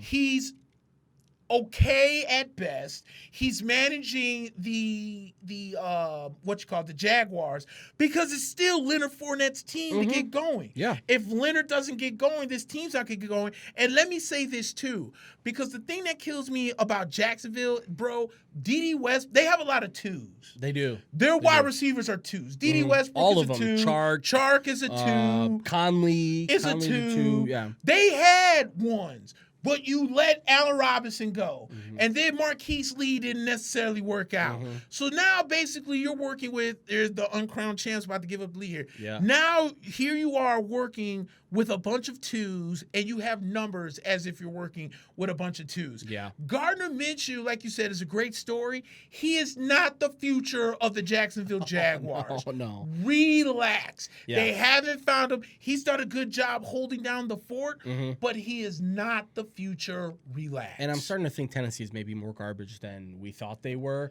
Like we talked about it in the preview. They're not, or in the AFC South preview. They're not the best team in the world. Right. But they trick you every now and then to make you think that they're a competent NFL team. And this was one of the weeks where they absolutely didn't look like it. You know what? You're right. Because think about it. You scored 42 points on the uncrowned Super Bowl champs in the Cleveland Browns. And then you go out the next week and you give up a last-minute touchdown to Jacoby Brissett and the Colts. Could have been 2-0 coming into that game. You feel what I'm saying? Yeah. And now you went out there and your offensive line couldn't block their own shadow to get Marcus Mariota literally killed, especially in the last 10 minutes of that game. In their last 3 possessions, I swear to God, Marcus Mariota was sacked at least 6 times in them last games, which I'm saying, if you're Marcus Mariota and you know your offensive line can't block, either run plays with shorter wide receiver routes, or you're going to have to run, bro. You can't stay in that pocket and the Jacksonville Jaguars defensive coordinator had to be sitting there like, well, I'm just going to keep bringing pressure until they do something different. Right. And they made no adjustments whatsoever in that game. Yeah, Mike Vrabel, he does a lot of, like, complaining on the sidelines.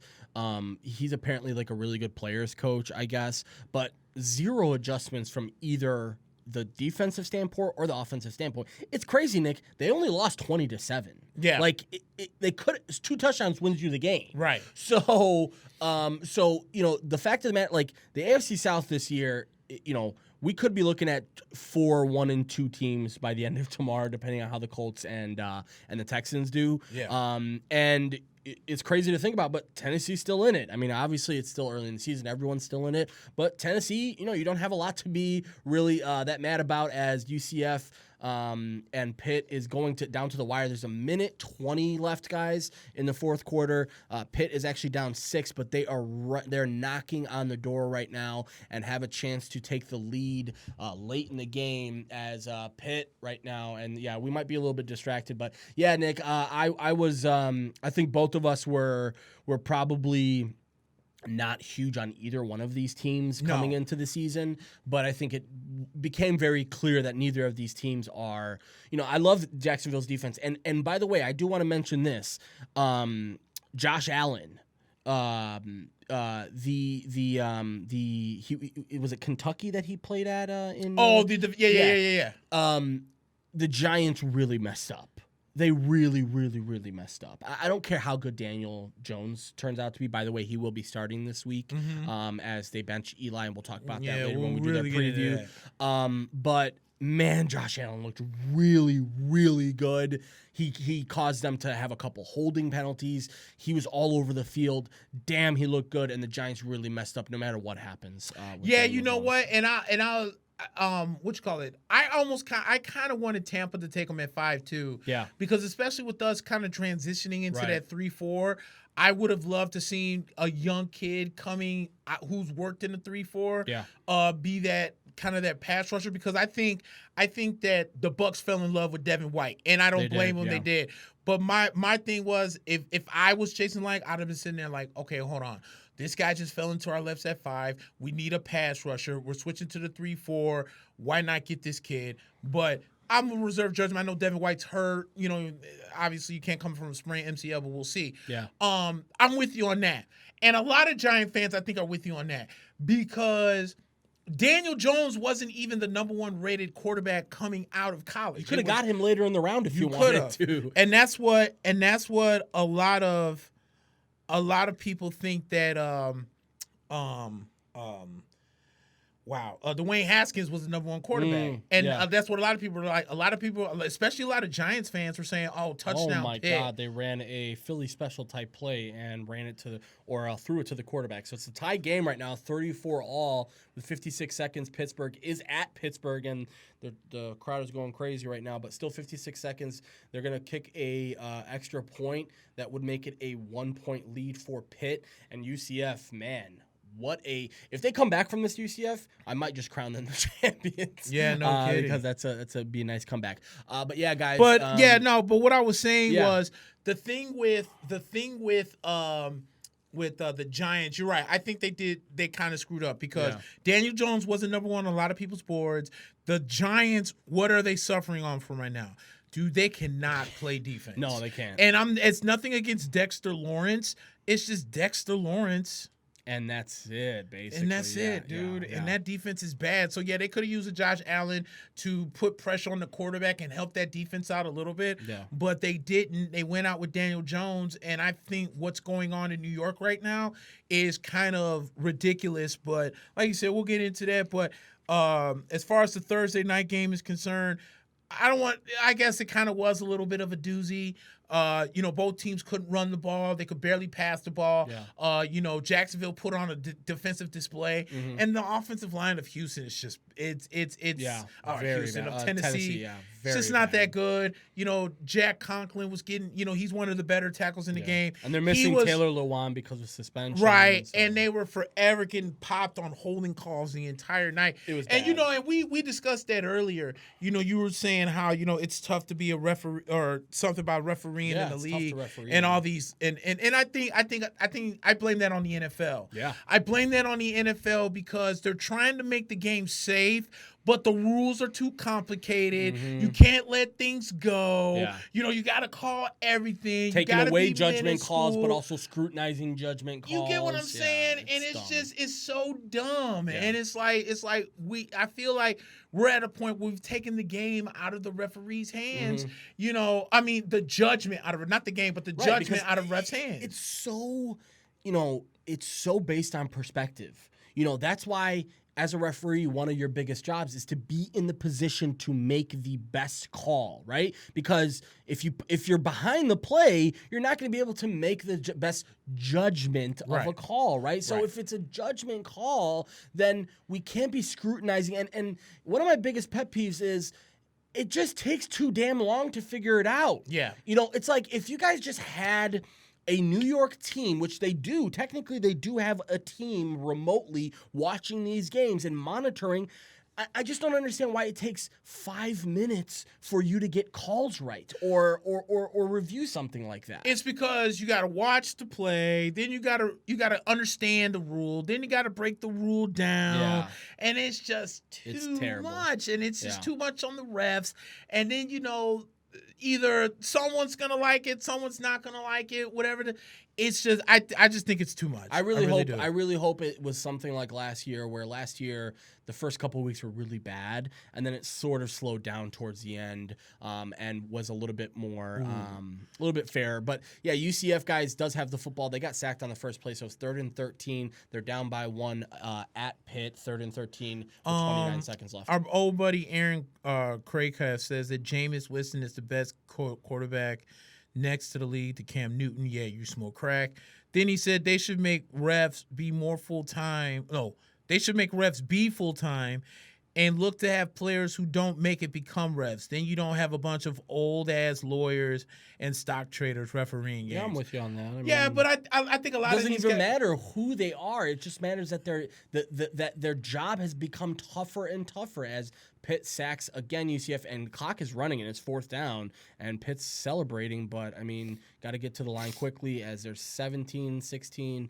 It looks like UCF, the uncrowned champs, are going to go down, Nick, as it's 4th and so now we can finally very long, and Pitt, one of their players is conveniently down, so 7 seconds left. Yeah, we can let's so to me it's not an issue of who it is. It's an issue of who is calling the shots at the top and who's giving these guys direction, right? We talked about it last week. 3 of the most tenured and senior officials this year retired. Part of the reason why they retired was not old age. It was because they felt like it was getting tougher and tougher to do what they did. And that the NFL wasn't making it any easier on them. So to me, I've got a I will say this. UFC, I say time and time again, judges should be former fighters. Judges should be guys who understand martial arts, understand wrestling, understand grappling, understand these things. That is a problem there. But in football, it's not that these guys don't know what they're watching or don't, not athletic enough to do. It's about we're making it super tough on them to be referees. And again, when you set the precedence of we can now challenge pass interference, we can now challenge this, you're going to make it tougher as some hook and ladder here. And, they're hoping for a miracle. It's not going to happen. Pittsburgh, what a win for Pitt, man.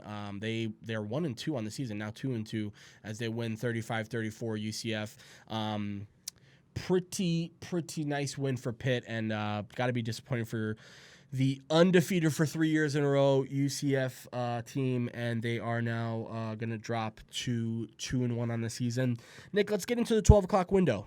Yes, sir. Bengals coming off of a 2 straight losses. Hold on. Before you continue, yes, please go. Aaron asked, do you think refs would be better if they have more experience having played than making a better call since they have lived it and done it? No, like Mack said, dude, the rules are just too complicated nowadays. Like what when you have to have like a whole page to figure out what in the hell a catch is, or you have to have the language of again we talked about the vague language of the rule book, like not knowing exactly what a catch is, not knowing exactly what a fumble is, not knowing these are the types of things that make it tougher. I don't necessarily think formerly being a linebacker is going to help me understand holding better. You know what I'm saying? I think you can teach somebody. I've never, I've played in high school and I've played some recreational football, but I think I can sit into a class and be taught football with somebody who's a banker. And I think as long as we both understand the game well enough, we don't have to have played at a competitive level to understand the intricacies of a game. It just goes back to the NFL feeling pressure from teams, feeling pressure from fans, and then trying to appease these two forces that are, two of the biggest forces that they have to deal with are their own teams and owners. And again, this NFL fan base that is sick and tired of refs blowing the game. I get that, but you're not making it any easier. You're not making decisions any easier by going ahead and sort of convoluting the rules to make it even more confusing. Right. So yeah, Aaron, I see where you're going with that. Again, to me, UFC, that's a perfect example. I want my UFC judges to be former boxers, former MMA guys, former grappling guys. I want you to understand that, because it's hard to understand if you're not a grappler, right? Like I can show you somebody grappling as much as I want, but if you've never grappled, you don't understand what control, what position is, right? So that is one thing. Football, man, is pretty self-explanatory, right? You got 11 guys on each side, and really, you've got rules of holding, and looks like Stanford is up 3-0 right now in Oregon, and it actually is. It just started, so a little bit under 6 minutes left in the first quarter. So Aaron, I get what you're saying, man. I just don't think that is exactly what the solution is. Bengals. So again, first game out of the 12 o'clock window, Nick. The Cincinnati Bengals 0-2 on the season, losing to the Seahawks in the opening game and then getting trounced by the 49ers last week, are going to be visiting Buffalo to play the surprising our Bills. I'm going to call them our Bills because I love the Bills. I know you like Josh Allen and the Bills, and they've looked good so far this season, and so has Josh Allen. So right now, looks like Buffalo is a favorite at home. Looks like a touchdown favorite at home. And coming off 2-0, they could be 3-0 by the end of this week, Nick. And I think they will be 3-0 by the time Sunday's done with. Cincinnati right now, offensively, they're okay. Like, John Ross has really stepped up with A.J. Green not being there. Andy Dalton hasn't been bad. Dalton hasn't been bad. Yeah. Last week, they kind of got put in a bad position where they had to play the 49ers, and the 49ers run defense, especially in that. They kind of got pushed around a little bit against Tampa, but they tightened the screws up big time against Cincinnati. So defensively, Cincinnati still got some holes. They're missing a lot of people, based on free agency. There's some guys that were there last year that aren't there this year. But again, I was high on Buffalo when Buffalo, before the season started. I thought them drafting Ed Oliver was my favorite move. And it's paid dividends. We saw them play against the Jets a couple weeks ago, where the Jets they lost C.J. Mosley, and then they kind of took over after that. And then we saw, looks like that's a 5-yard running into the kicker. And then we saw help me out. Last week against the Giants. The Bills did what they were supposed to do against the Giants. We just talked about how bad the Giants are defensively, and they went on. They dropped 28 points, and defensively they looked pretty good for the long run. I'm taking Buffalo in this game, and then you said they're a touchdown favorite. I will take Buffalo minus the 7. I think Josh Allen comes out and has a big game. It's going to kind of be rocking up there in Orchard Park in New York, and for the Bills' first home game of the season. And I think they're going to come out and they're going to rock the house. I think so, too. I think the Buffalo's a little short-handed right now. They're missing Singletary, their young running back. He's going to be out this week, but relying heavily on Frank Gore already. So, just rely heavily on Frank Gore again. Josh Allen, man, to me, he's not going to, Josh Allen's not going to win MVP. You know what I'm saying? No. He's not going to be a guy that's ever going to be in the conversation for the best quarterback in the league, I don't think. Right. But this is a guy who's like understanding how to win games now, right? We talked about Sean McDermott and how he's been able to, manufacture a pretty good squad over the last couple of years and, make the playoffs a couple of years ago. I think we both got Buffalo in this one. It's going to be hard. It's going to be hard for Cincinnati to win games this year, right? Because their defense is just so bad. Yeah. They're going to have to score a lot of points, and even when they do, we saw it against Seattle, they still lose games. So I think we both got Buffalo in that one. One of the worst franchises in all of sports right now, the Miami Dolphins, Nick, are 0-2 and visiting a team that we both really like this season again, the Dallas Cowboys. Yep. 2-0 the Cowboys are, and Dak has had an amazing start. And I think they're like 21.5-point favorites in this game too. Yeah. I was talking about this yesterday. The Miami Dolphins kind of piss me off because what I don't understand is everyone keeps saying how in the NFL you really don't use the word tanking in the NFL. Everyone tries to win. Some are better at it than others. Right.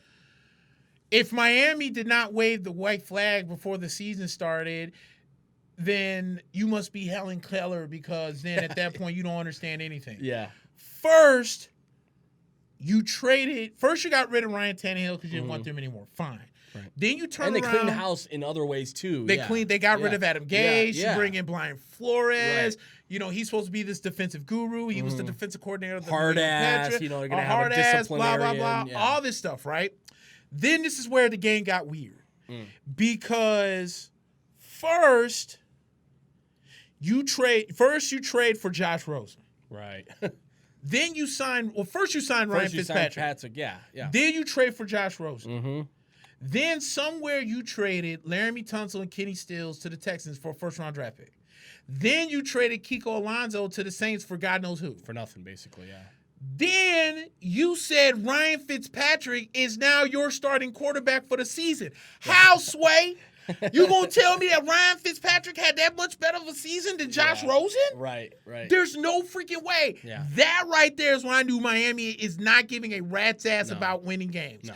Because Ryan Fitzpatrick, I know, had a good first 2.5 games in the beginning of the season for Tampa Bay, but the talent receiving-wise in Tampa Bay is 88 times better than it ever will be in Miami. Mm-hmm. Yeah. So you're going to sit here and tell me that you thought you could catch lightning in a bottle with Ryan Fitzpatrick and not start Josh Rosen, your younger quarterback, when you know that Ryan Fitzpatrick is nothing more than a career journeyman backup? Give me a flipping break. Yeah. So at the end of the day, dude, what's the name's going to get their asses handed to them, Miami. Yeah, right. Dak might have another big game. The only thing that sucks for Dallas is they won't have Michael Gallup. He's going to be out 4 to 6 weeks with the knee injury, but you did bring in Devin Smith, the former wide receiver from the New York Jets, who has all the speed in the world, if not a little bit more speed than Michael Gallup. Yep. So you're not going to miss too much per se, but even you could bring in the second string, and they will still beat the brakes off of the Miami Dolphins. Who aren't even trying. They're not even trying to win. They're not trying to score. They just wish it was week 17 so they can get ready for the draft. Get ready for the golfing. Yeah, and by the way, if you're a fantasy player and you're looking for a last second wide receiver 3 or wide receiver 2 possible flex, Devin Smith should be on your board right now, especially this week against this bad of a team. And Nick, I love Louis Riddick's. Look at Justin Herbert, wow. just slinging darts. Touchdown. I'm telling you, Jameis, don't start slipping. Yeah, Justin Herbert looks like the real deal. The thing about Miami, Louis Riddick had a really good take on this. Is now they want to start Josh Rosen, right? So they're starting. Yeah, Josh that's right. Rosen. He's starting this week. And his question was like, what has changed over the last 2 weeks that you think that somehow this is a better? It's now we don't want Fitzpatrick. We would like Rosen. If you knew, first of all, it's not like Fitzpatrick has been absolutely terrible. The team is just garbage. Yeah, you have nobody to play. Yeah. So again. It looks like now they're just like, all right, we'll see what we got in this kid Rosen, because you did give up, I don't know what it was. I think it was a mid-round pick to get Rosen, who's a former first-round pick. So I guess but Louis Riddick had a good take on this. Now you're going to throw this kid to the Wolves. this guy already was thrown to the wolves last year in Arizona and got a really bad shake. And now, you're going to say, well, let's see what he can do. You're not going to see the best he can do now. You're going to see a guy who's going to get destroyed tomorrow. And that's the same take you can take with the New York Football Giants. Mm-hmm. Because, with Daniel Jones, because at the end of the day, here's the thing. And the problem that I have with what the Giants are doing, it's Gettleman and Shermer saving their jobs. Yeah, it is. Because, first, you got rid of OBJ for a first-round draft when you pick. said you weren't going to do that. Bingo. Yeah. Right? Then you turned around, and when Josh Allen fell in your laps with your pick, you took Daniel Jones over Josh Allen and a couple other guys you could have used. Okay, fine. Then with the Browns pick, you turn and grab Dexter Lawrence, who is good, but you could have had 4 or 5 other defensive players better with your own pick, and Daniel Jones would have still been sitting there at number 17 or whatever 18, it was. Yeah. Okay. Then at that point, what exactly did you owe Eli Manning to bring him into the season as New York Giants quarterback, who was due $25 million if he stayed on the roster?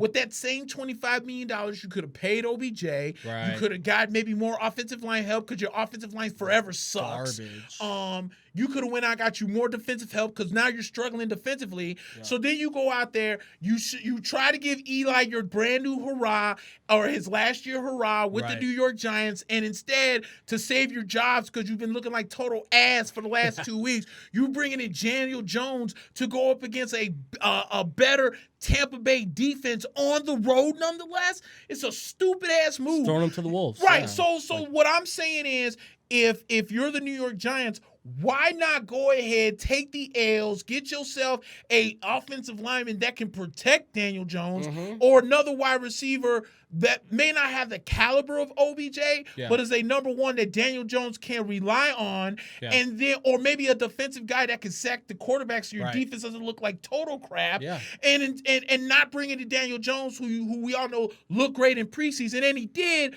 but now was not the time to make that move. You want to suck and tank so you can get yourself a better pick, and now you're trying to ruin that because you want to save your jobs. And Eli hasn't been terrible. I mean, let's call a spade a spade. He's not the reason why that team is bad. No, they put up points against the Cowboys when they weren't supposed to put up points against the Cowboys.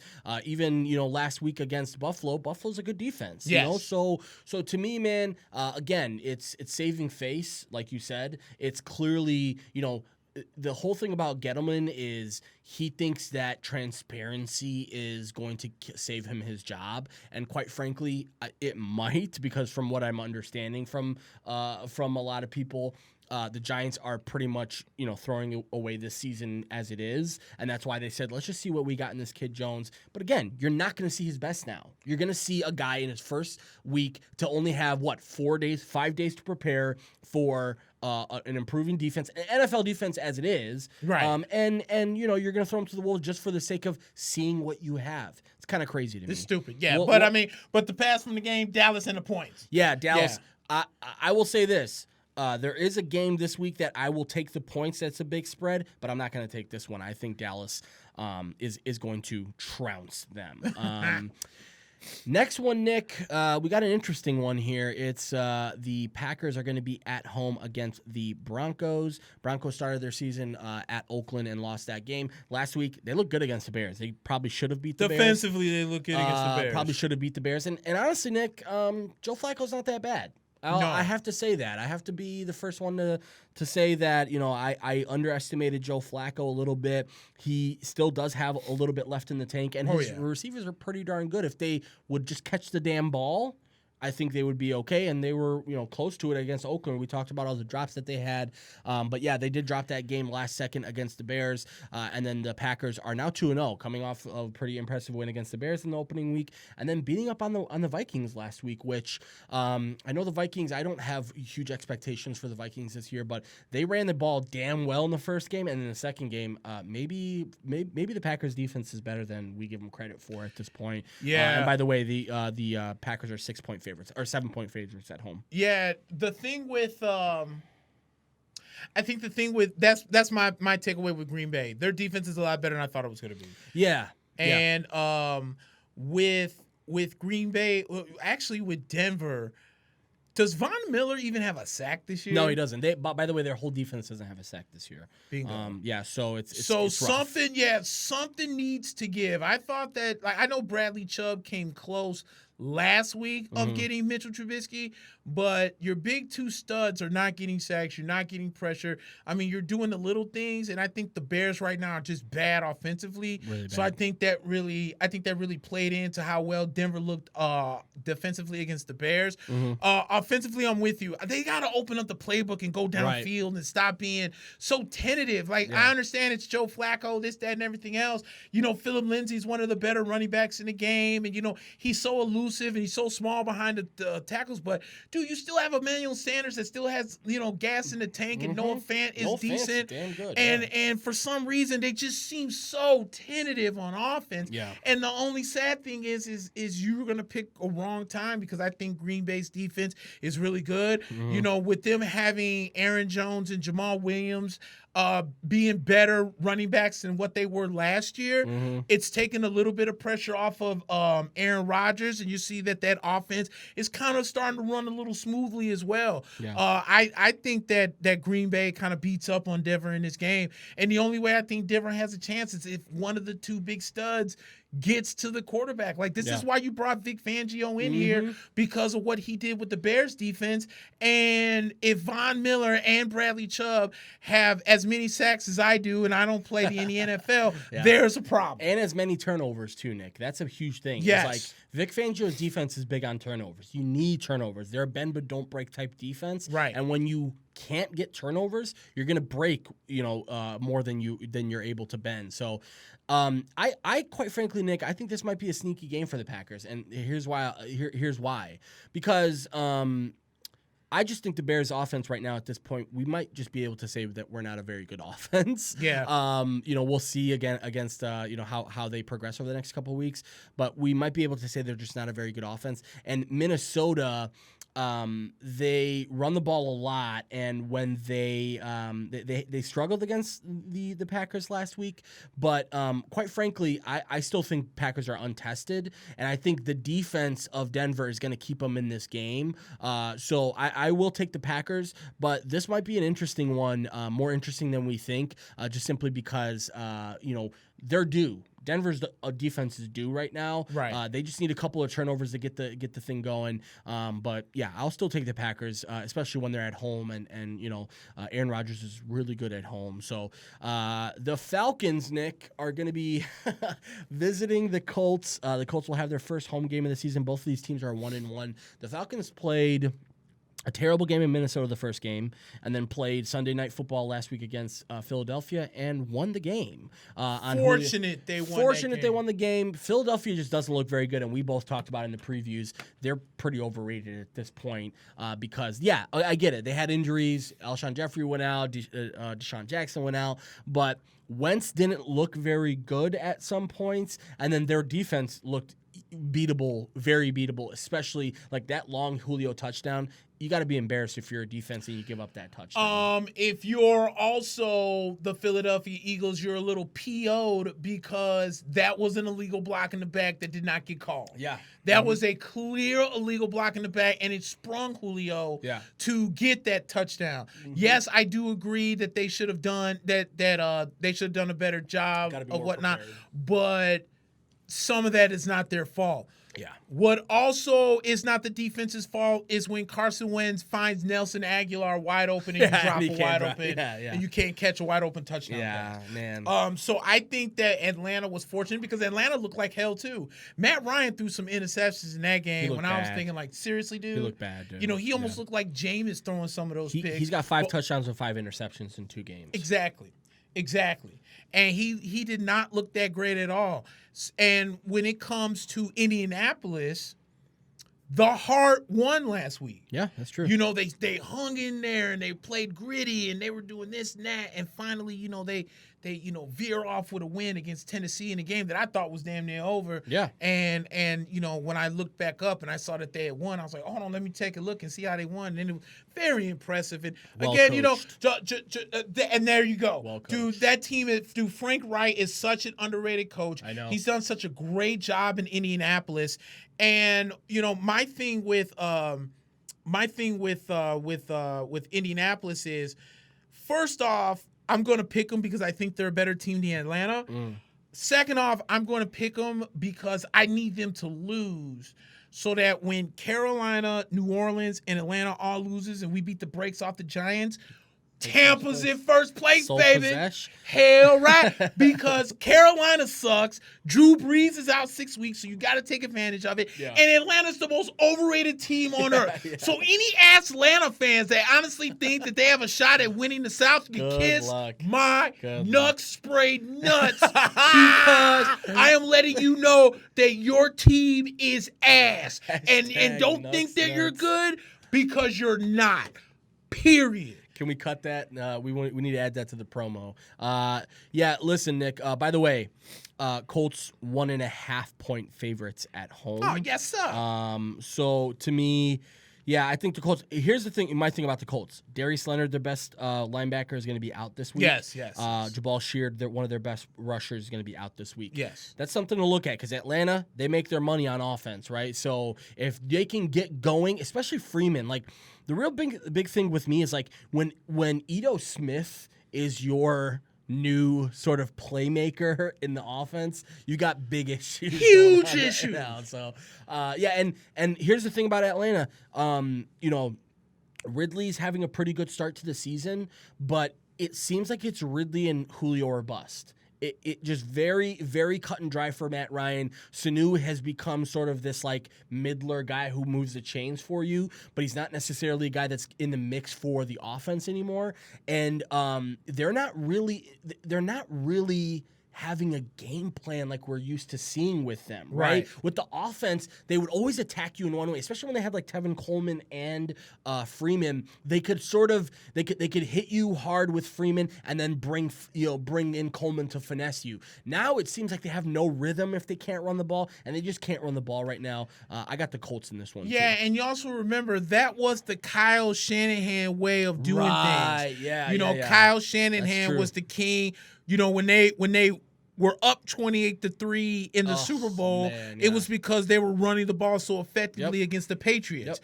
When they lost 31-28 to them, or I'm sorry, 34-28 to them, it was because they stopped running the ball and put the game in Matt Ryan's hands.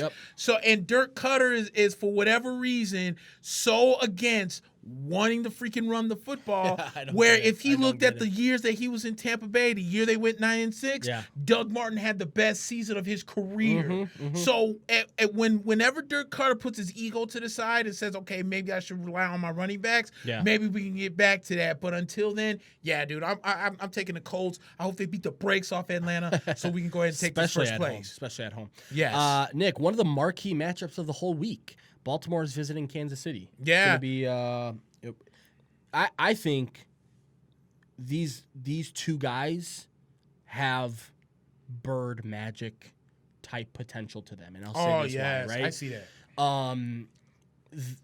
Patrick Mahomes, we talked about, is the truth. This guy, there's no more questions, guys. This is a fluke. Can this guy? No. This guy's the truth.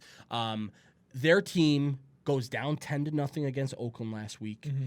And he doesn't skip a beat. Nope. It's just right back to what he's gonna do. He's gonna kill you long. If you're gonna try and play him long, they're gonna catch a couple ones within the 10 to 15 yard range. They're gonna get first downs. They're a really tough team to stop offensively. Their defense, still, it seems like every year we talk about them, their defense is strong, but always is their Achilles heel somehow. Right. And Baltimore, man. What a start to the season for Lamar Jackson and the defense. We knew that defense was going to be good, and they're always going to be good. But I don't think anybody expected this out of Lamar Jackson. And Mark Andrews, Hollywood Brown, Mark Ingram is having a tremendous season for them, quite frankly. So Kansas City right now 5.5 point favorites at home. Honestly, dude, I think Baltimore can cover that. Even if they lose, I think they can cover that. So we'll talk about our pick, but it's an interesting one because I think Kansas City, I think they have enough to still beat Baltimore. Right. But I think we can. I can definitely see this being a shootout that we end up seeing 4 or 5 touchdowns for both Mahomes and Jackson. I'm with you on that. But see, here's all right. First off, I guess last week Lamar Jackson had over 250 yards passing and over 100 yards rushing. Unbelievable. They said that's the first time it's happened in the NFL. That's not true because the exiled Colin Kaepernick actually did it first. He did it in the playoffs. They said he did it in the playoffs, and they were only ESPN tried to correct themselves. We were talking about regular season. Colin Kaepernick did it in the playoffs. Okay, fine. He still did it. Yeah. Whatever. Yeah. 250 yards, and you know what I'm saying. Don't want to talk about Kaepernick. They don't want to talk about him. Yeah. Dude, let it go. Yeah. With that being said, Lamar Jackson is doing exactly what Lamar Jackson has been doing since he came out of Louisville. Yep. Let's stop acting like this man didn't win a Heisman in Louisville. Yeah. Let's stop acting like this man He almost could not run. He almost won 2. Thank you. Was almost on TiVo status winning 2. Right. Let's stop acting like that he can. We know he can run. Oh yeah. But for 2 years, Lamar Jackson was probably, one year we knew his dominance. The second year we act like he tried not to dominate because we was hyping somebody else up. Right. That's how good Lamar Jackson was. Mm-hmm.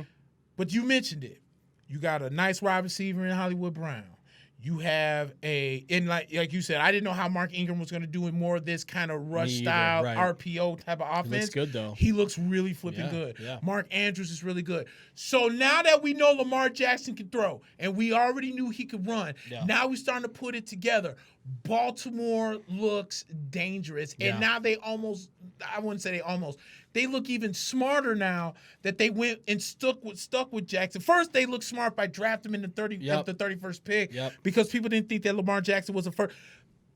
I got 500 thoughts going in my head because remember, Lamar Jackson first, they said he was going to be a wide receiver. Yep. They wanted him to please be a wide receiver because you're never going to. You're not going to make it as a quarterback in the NFL. He said no. Right. He said no. Then they said he wasn't even worth the first round pick. Baltimore said no. Yeah. Then they said he couldn't throw. But in that game against LA in the playoff game, he was slinging the ball after they were getting smacked. Oh, yeah. After they finally opened up the playbook, he actually looked pretty good. Yep. Now we're here. He went ham against Miami. Yeah. You say whatever you want about Miami. He put the numbers up. Yeah. Then turned around and had a really good game at home against Arizona, yeah. And had a clutch throw that iced the game against Arizona, who obviously is a 5 times better defense than Miami. May or may not be as good as Kansas City defensively. I don't know. Yeah. Lamar Jackson has looked adversity in the face since his time when he said he was going to declare for the NFL draft. Mm-hmm. It has succeeded and win and done everything that Baltimore's asked him of. He deserves his respect. It's now to put respect on the name of Lamar Jackson. Yeah. I am also now going to further put respect on the name of Patrick Mahomes because in the beginning of the season, I kept saying, okay, we've seen him put up 50 touchdowns as a rookie quarterback with no tape. Let's see how he does in the second year. Mm-hmm. Man, he might be putting up 50 touchdowns year 2 with a year of tape. Yep. That's how good he is. So you're right. This is going to be a great shootout. Yeah. The question is Kansas City's defense versus Baltimore's defense. Yeah. Which defense makes the key play that will ice the game? And something tells me that I think it's Baltimore's defense that's going to make that key play. Yeah. So I really do have Baltimore on the upset, but I really think this is going to be a fun game to watch. You remember that Chiefs-Rams game last year where it was like 55 to 40? Wasn't that on like that Thursday night game? Thursday night game. Yeah. Lots of points. And what ended up winning the game? A defensive play by LA. And basically I think it was like a fumble for a touchdown. Mahomes, yeah. So and here's another thing. Bears fans, if you ever needed motivation or maybe even just let's talk about Matt Nagy. If you needed an example of how to make your quarterback better, take a look at what Baltimore's done with Lamar Jackson. Right. Last year, they ran the whole offense business as usual. Joe Flacco ends up basically getting hurt at some point, and then even when he came back, they decided to go with Lamar Jackson. Lamar has a tremendous ending to the season, even though he didn't really know much of. He even admitted this year, I didn't know much of the offense last year. I probably should have known it better, and that's probably why the play calling was so vanilla for the last half of the season.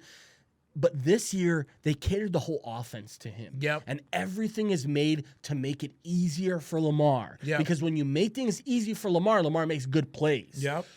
And Bears fans and Matt Nagy, we need to start to have that same sort of thought process. Mitch Trubisky is good at some things, and we need to accentuate those things and not make it so that he's in a vulnerable position to do things that he's not good at, right? And Lamar Jackson's a perfect example of that.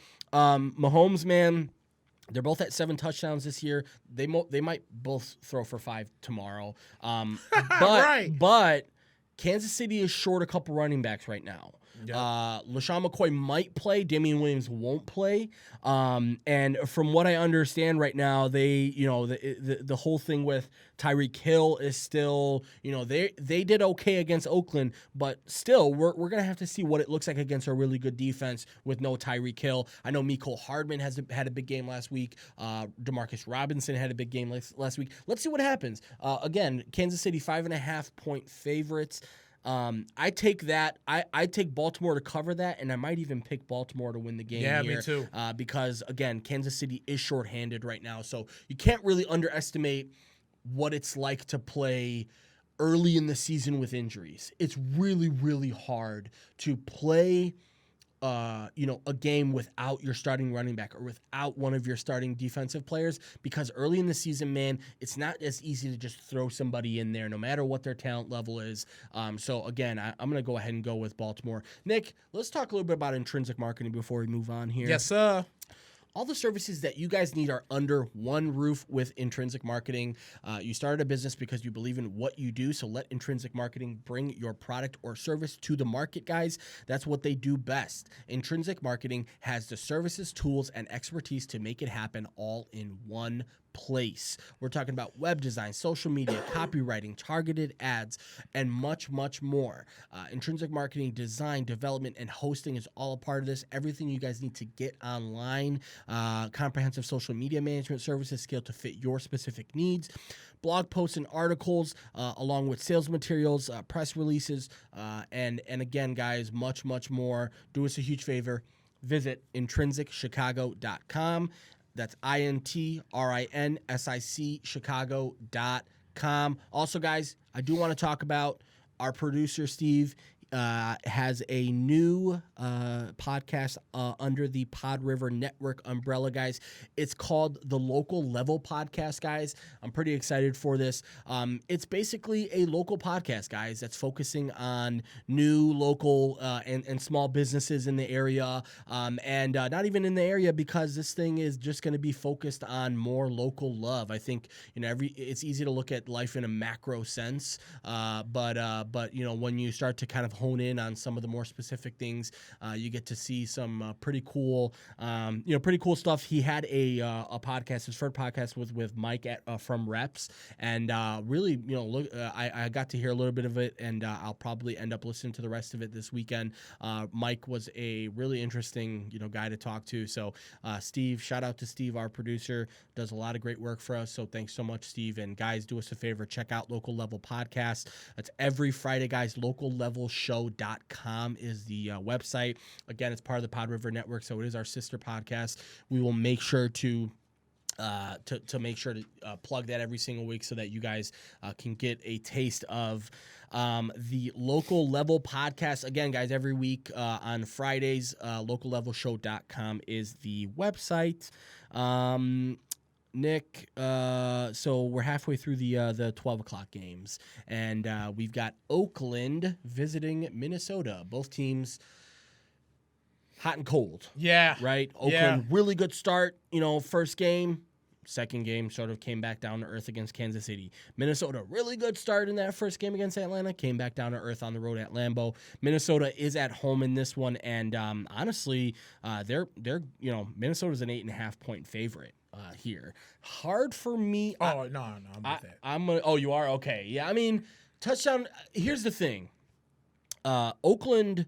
I think everyone assumed Oakland would just be this terrible team this year, right? True. Because of all the transitioning and losing Antonio Brown and this and this and that. And they're not a terrible team. They've got an okay, Chucky, say what you want about him. He's a little bit weird, a little bit eccentric. Not everyone is a huge fan of him, but I am. I'm actually a big fan of him. I'm not necessarily talking about his coaching, but I think he was fun, and I liked him on Hard Knocks this year, and he kind of won me over with that.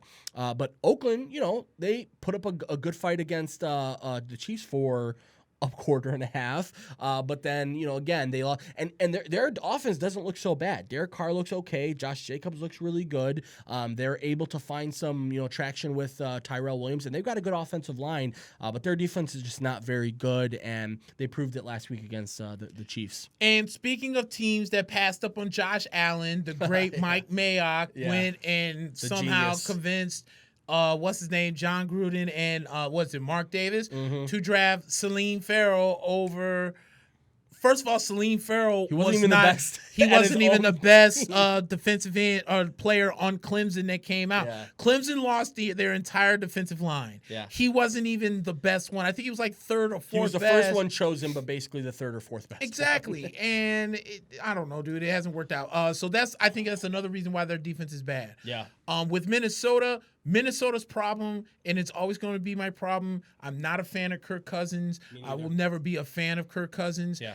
Everyone knows my feelings on between Kirk Cousins, RG3, and Mike Shanahan, who I will always side with in that situation.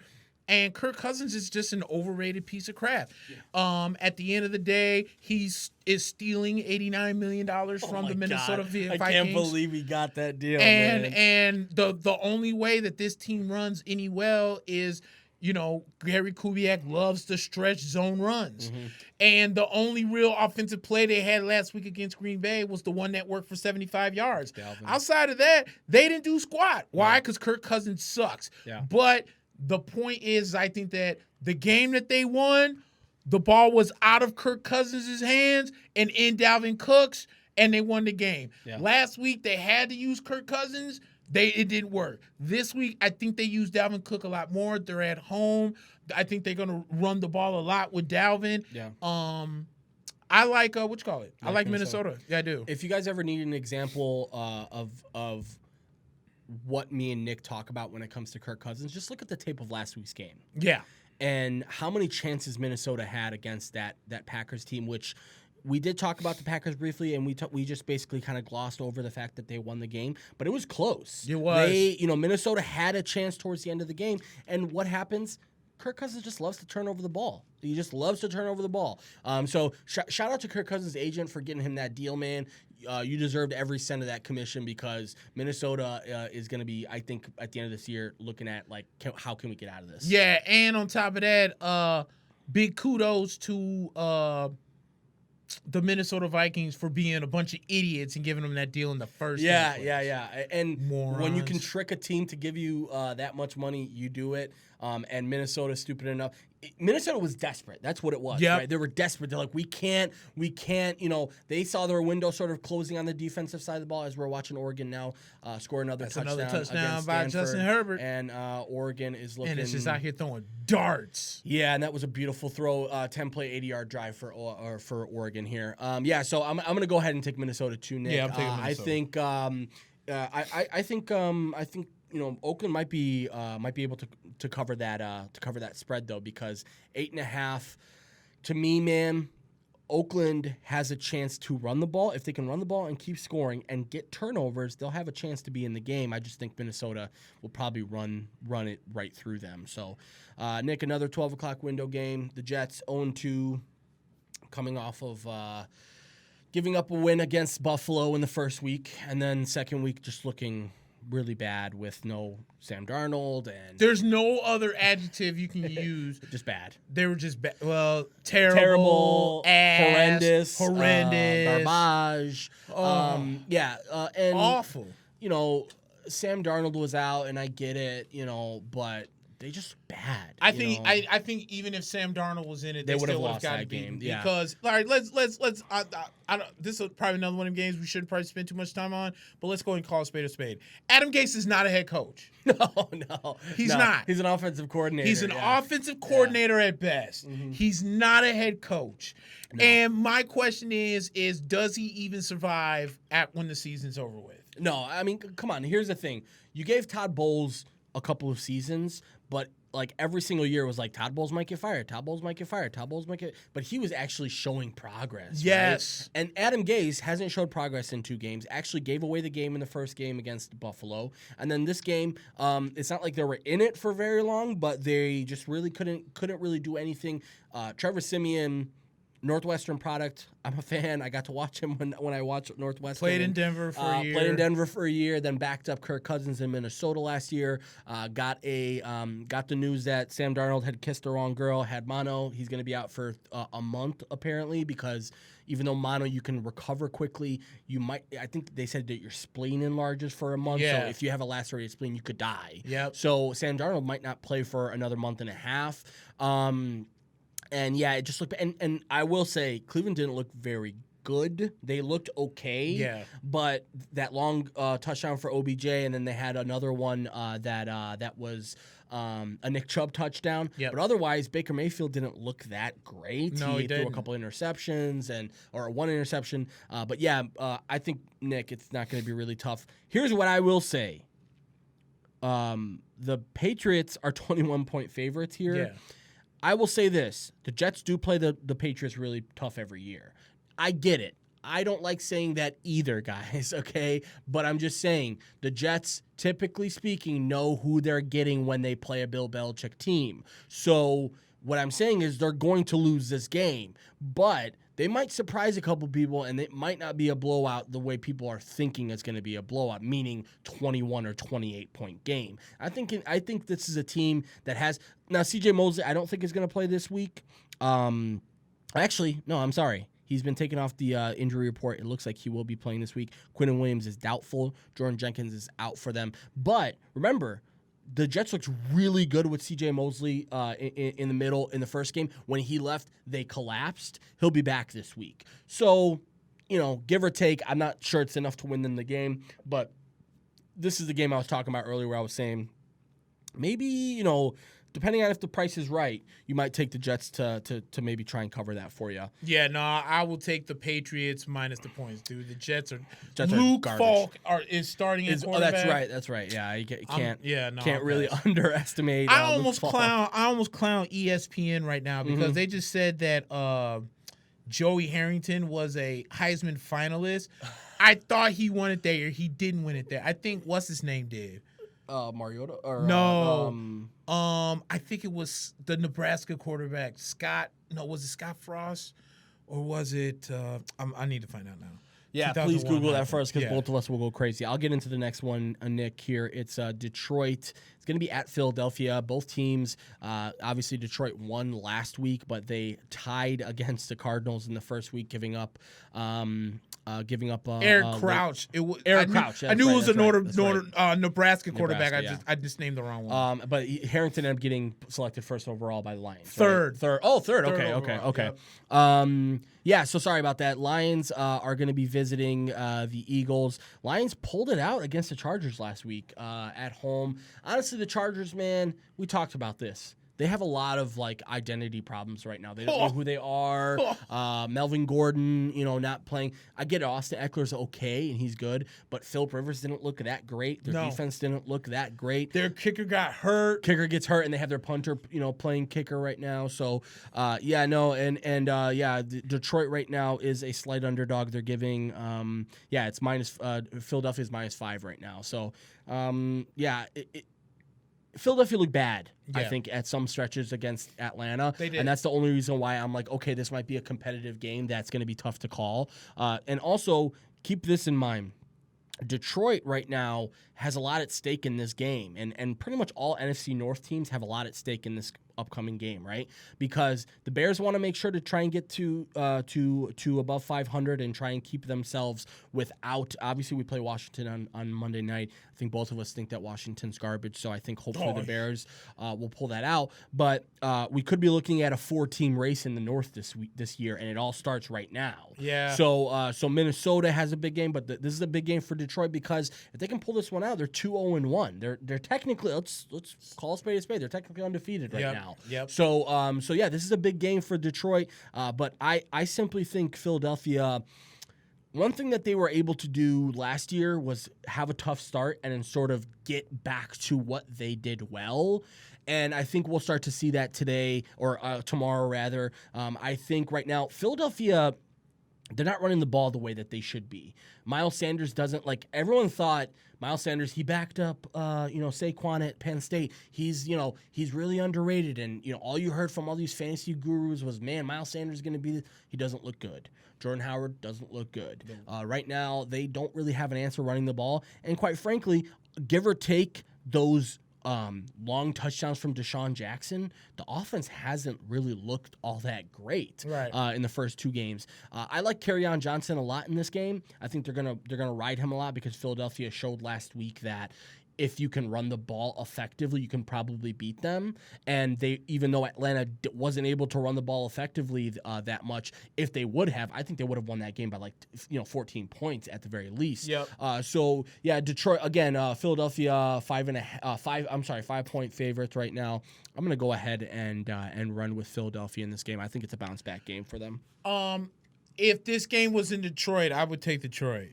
Okay. The fact that this game is in Philly, because I don't think Detroit plays the same at home as they do on the road. I think that at home you could tell there's a little bit more energy. Mm-hmm. They play a little bit better.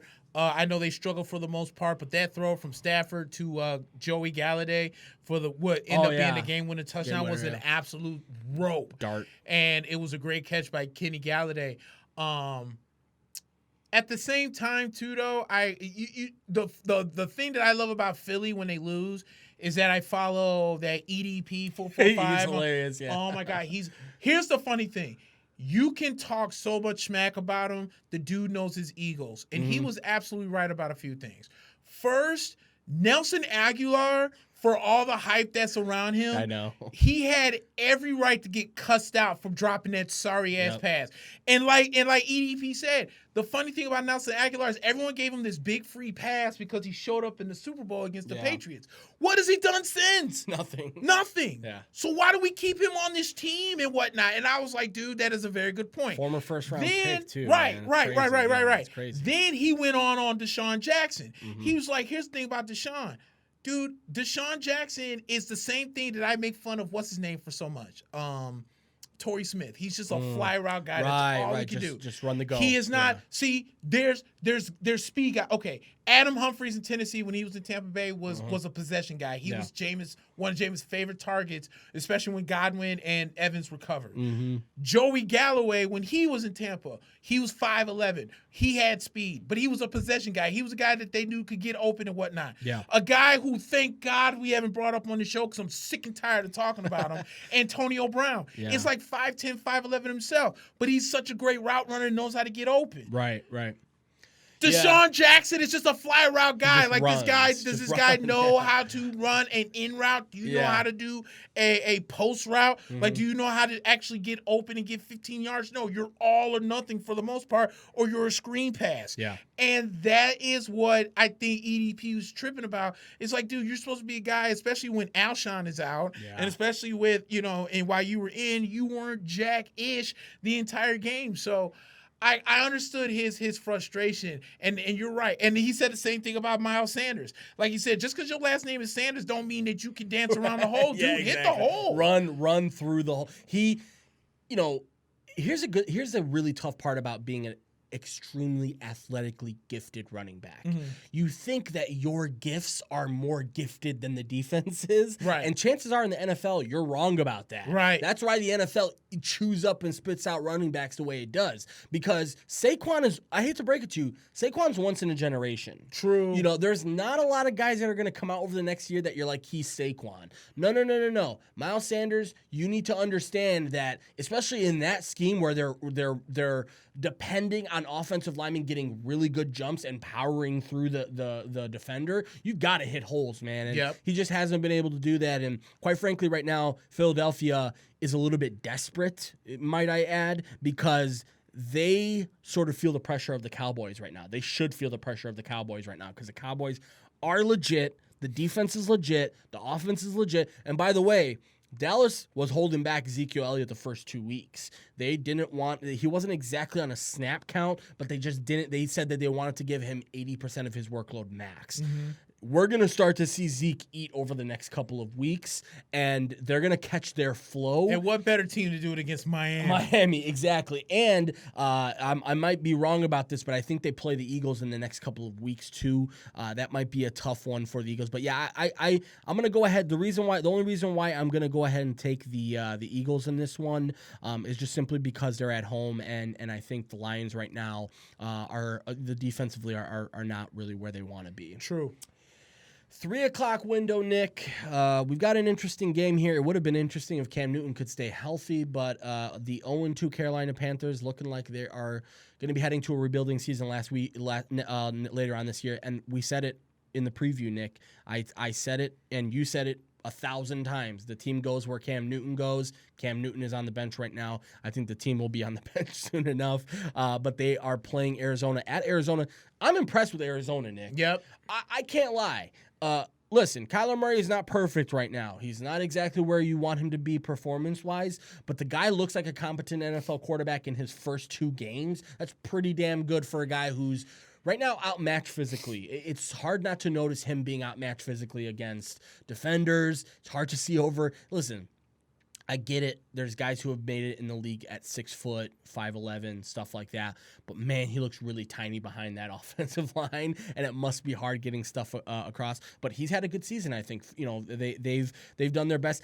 They were in that game against Baltimore last week. They were. You mentioned it. Baltimore iced the game and was lucky to win the game. As I think we're looking at Oregon returning, scoop and score for Oregon as they're going to make it 21-3, and they're going to blow out. We might have to switch to the Georgia game soon, Nick, but Georgia Notre Dame I think is just kicked off a couple minutes ago. I think. Yeah, so I'm sorry. Carolina is at Arizona. Arizona 1.5 point favorite right now. It looks like, if I'm not mistaken, Arizona is going to be no. So actually, never mind. I'm sorry. They're all healthy, and Carolina pretty much the opposite. Cam Newton's going to be out. It looks like Cam Newton might be out for a couple of games, so I guess we'll have to see. I think their backup, is it Kyle Allen, I think? Yeah, it is. Kyle Allen. So, Nick, I think it's pretty cut and dry, man. I think Arizona's defense has been not so good, but I think they will be okay tomorrow. And I think Kyler finally has his first breakout game in the league, I think. And I think Kyler and Arizona, the 0-1-1 Arizona Cardinals, will get their first win against, right now, a team that the Panthers. I feel bad for Christian McCaffrey. He's going to be running into a lot of walls with Kyle Allen as your quarterback. You're going to be running into a lot of defensive walls. It's going to be tough. Is this game not on ESPN? I was going to say, it might be on ABC. If anything, I can sign into my Comcast account and we can watch it. But, wow. I thought this game was going to be on. Yeah, me too. Either that or it's on the NBC or something. You probably would have to do that. If it was on ABC, we could have watched it right here on. Maybe it's on NBC because it's Notre Dame. God. Yeah. So Nick, what do you think? Carolina at Arizona. I'm with you. I've been impressed with Kyler Murray. Let me say this: if I was Larry Fitzgerald, I'd show patience. I don't know if you watched any of the game last week. There was a play where Kyler Murray was supposed to throw a fade route to what's his name, Larry Fitzgerald, and either he threw it too late, he threw it too early, but he didn't throw it in the right spot because by the time Larry Fitzgerald turned around and looked for the ball, it was over his head. Yeah. And he looked to be very kind of like frustrated. My advice, give Kyler Murray time. Right. I think if this by week 4, week 5, then it's going to be okay. Kyler Murray will make that throw. Yeah. So I'm with you. I'm impressed that they were able to come back on the Lions. I was impressed with the fact that they hung in there with Baltimore for as long as they did. Man. So, and then with Carolina, they're just on a downward spiral. Yeah. Cam's out. Christian McCaffrey last week only 60 yards against Tampa. Yeah. You're looking at a defense that, they played well against Tampa Bay too, but, they did get torn up towards the end against the run game against, for Tampa Bay. Yeah. So I think I'm going with Arizona on this one. I think them missing Cam Newton is going to be a big loss.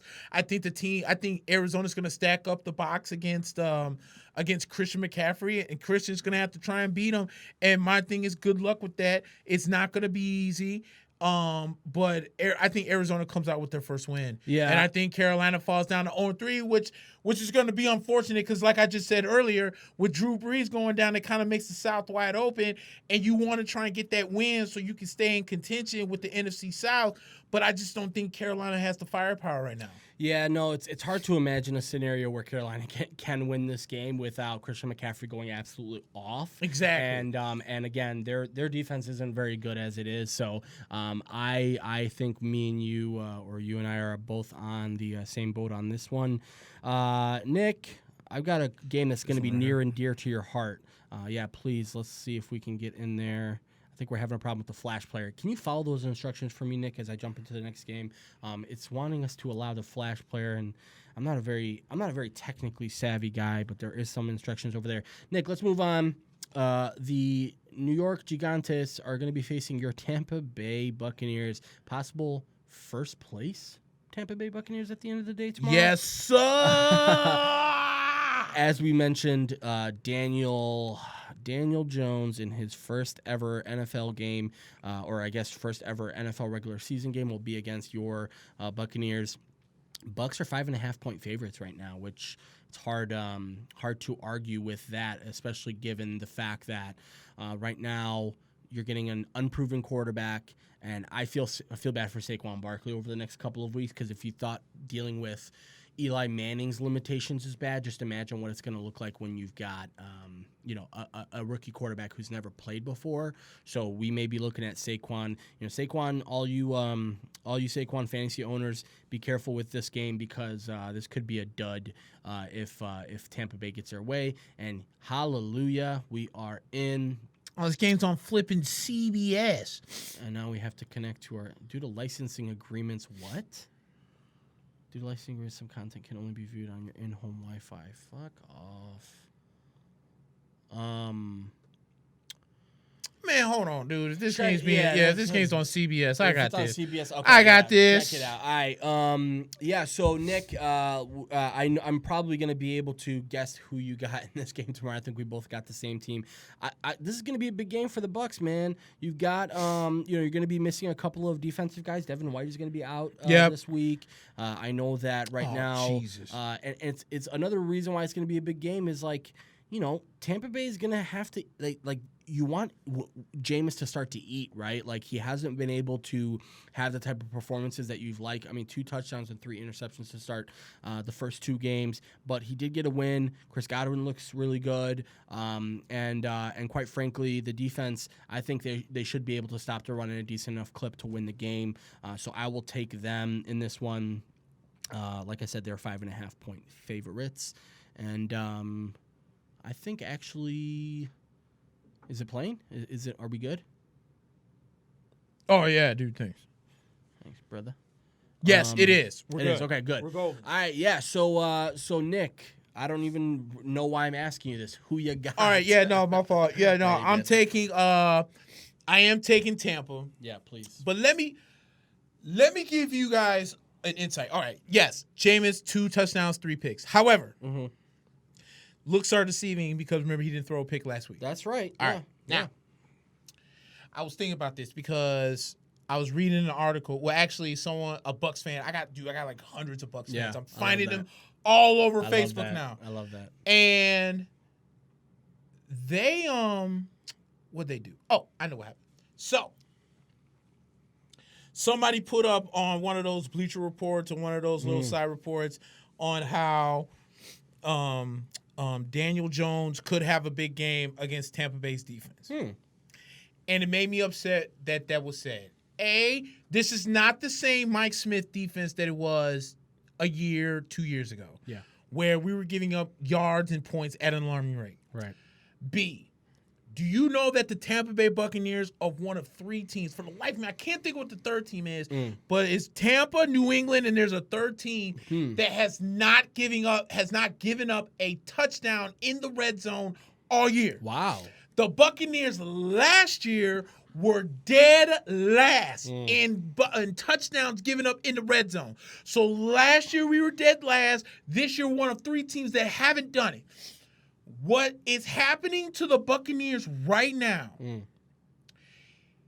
there's a parallel that a lot of people don't see. And the parallel I'm working with is the 2008 Tampa Rays. And the reason why I bring this up is this. When the Tampa Rays in 2008, when everyone talked about that team, everyone said, oh, it's the Rays. They suck. They're not going to do anything. This is when Joe Madden first took over. When he left whatever it is, L.A., because remember, he was the bench coach for Mike Scioscia in L.A. Yep. He left L.A. to go to Tampa. First year, it's Joe Madden. Yeah, he's a good coach, but it's the Rays. They're going to suck, blah, blah, blah. They came out April/May. First place. Everyone said, oh, the Rays are going to they'll go back down to earth. They'll go back down to earth. May, June, July, they're still in first place, battling with the Red Sox because the Yankees had lost their playoff streak that year. So then to the Red Sox, it was them and the Red Sox. And the Red Sox kind of came close. And everyone was like, oh, see, I told you. Then August and September came around. Tampa ended up winning that division. Yeah. As a matter of fact, a team that was supposed to come back down to earth in 2008 just happened to all the way go to 6th game of the World Series that year and lost to Philadelphia. Yeah. And that's when David Price made his debut. And before he became a starter, he was being used as a closer out of the bullpen against and beat the heavily favored Red Sox in that series as well. Yeah. The Buccaneers are in the same boat because everyone's looking at the Bucs of the past. No one wants to look at the Bucs of the future. This defense is not the same defense it was 2 years ago. It's not even close. No, they proved it the first couple of weeks too. Exactly. The run defense is so much better. Our pass defense is going to get better. Our secondary is young. But when Shaq Barrett goes out and gets 3 sacks because the offensive line of Carolina can't block, I am telling you, this Tampa Bay team, everyone's going to look at this Tampa Bay team because they've sucked for so many years. Yeah. But I am telling Bucs fans, and I'm putting notice to the NFL, keep doubting us and thinking we suck. Because I swear on my life that first of all, this is where Tampa's in a damned if you do, damned if you don't situation. Because if they go out and they wreck Daniel Jones, that's what they're supposed to do. Daniel Jones is his first start, blah, blah, blah. If Daniel Jones goes out and has a great game and the New York Giants find a way to win, this team terrible. Sucks, you're terrible, this and that. So the Buccaneers need to go out, do their job, do what they're supposed to, and beat Daniel Jones, which I know and I have faith that they will tomorrow afternoon. And I'm letting you know right now, keep trying to doubt Tampa Bay. And this is a big game, too, because this is Buccaneers' last home game for the next 6 weeks because their next technical home game is in London against Carolina. Terrible. And then we have a bye week somewhere in there. Yeah. So the Buccaneers are going to have 5 games on the road. So they got to get this one before we play Los Angeles. We got the Rams next week. Yeah. So I was thinking about this at work because I read and I was like, damn, they treating us like the Rays. Right, yeah. And I love that Rays example because new manager and then people, new manager and new head coach and Todd Bowles, man, we've talked him up a bunch on this show. I love what he's done in Tampa Bay, and the best thing about it is he hasn't even really sunk his teeth into this defense quite yet. Nope. I mean, you're missing your number 1 pick right now, and quite frankly, I like the moves that they made over the offseason. The whole Sue thing has worked out pretty well for them so far, and defensively they haven't been bad. And offensively, we saw against Carolina, they can find flow. You know, they don't really have to blow you out of the water right away. So, I think we both are going to go ahead and take Tampa Bay in that one. Second to last three. Oh, I'm sorry. No, I jumped the gun. We've got a 3:00 window here. Texans at Chargers, Nick. Texans are coming off of.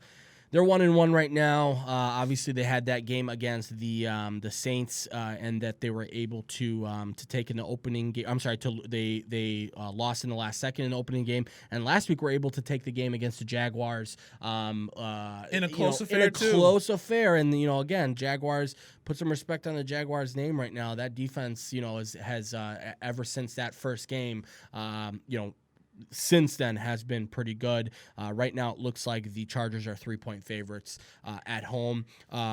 Listen, Deshaun Watson, to me, man, this is a really big season for Deshaun Watson, goes without saying. But the next couple of weeks are going to be really big for him. And the reason for that is because Houston's gone all in.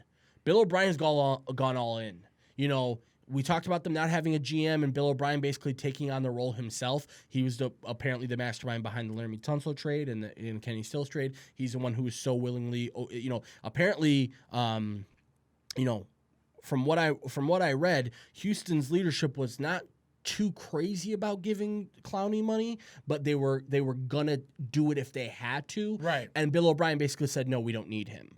So Bill O'Brien has a lot of confidence in his defense right now. I don't know why. I mean, we talked about J.J. Watt being invisible in one of those games. He has come back. He did have an okay game last week against, Gardner Minshew.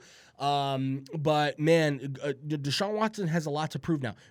There's no more like remember when we did the preview, I said they need another receiver. They got their other receiver. They need an offensive lineman. They got their offensive lineman. The whole DeAndre Hopkins thing didn't really work out last week as well as they wanted it to because he's playing Jalen Ramsey. But this week I expect him to have a big game. And Chargers don't have an identity right now, Nick. They don't. They don't know who they are. Even defensively, they used to anchor themselves defensively and really bank on Phillip Rivers winning them games. And last week against Detroit, it seemed like the opposite. It seemed like Phillip Rivers almost lost them the game at some points because inaccuracy in some aspects. He's turned over the ball a couple of times to himself, which again, when he turns over the ball, he's not very good. Especially in the latter half of his career, he needs to have spotless games in order for him to be very good. I like Houston in this game, to be quite honest, even though they're underdogs and on the road right now. I think Houston has enough, and I think offensively we might see an explosion here from Deshaun Watson. Yeah, I agree with you 100%. And sorry, guys, we are watching. We did just him. Put on the Notre Dame and Georgia game because we need to. It just started in the first quarter. Go ahead.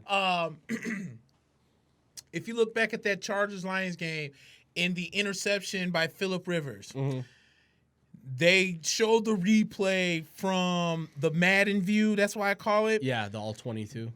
If you would have, if Phillip Rivers would have taken 2 seconds and looked down the middle of the field, whoever ran that post route in the middle of the field, as soon as the cut was wide open by 10 yards. Instead, he tries to enforce a ball that gets picked off. Yeah. And that's what I'm talking about when I'm talking about Phillip Rivers and the overratedness. Yeah. That's inexcusable. Like, I understand you don't have a kicker. I understand you're trying to make things work. Right. But, dude, you had enough time to scan the field, and you stared down that receiver, and it ultimately cost you the game. And why didn't they bring in a replacement kicker, Nick? It's not like you need that roster spot so bad that you're going to sacrifice 2 games as your punter for your kicker. Why not just bring in a replacement kicker for 2 or 3 games? I don't know what they're doing. Seems kind of crazy, man. I don't know what they're doing. It does seem crazy. I don't know what they're doing, but I'm with you. I'm going with Houston on that. I just don't buy LA right now. Yeah.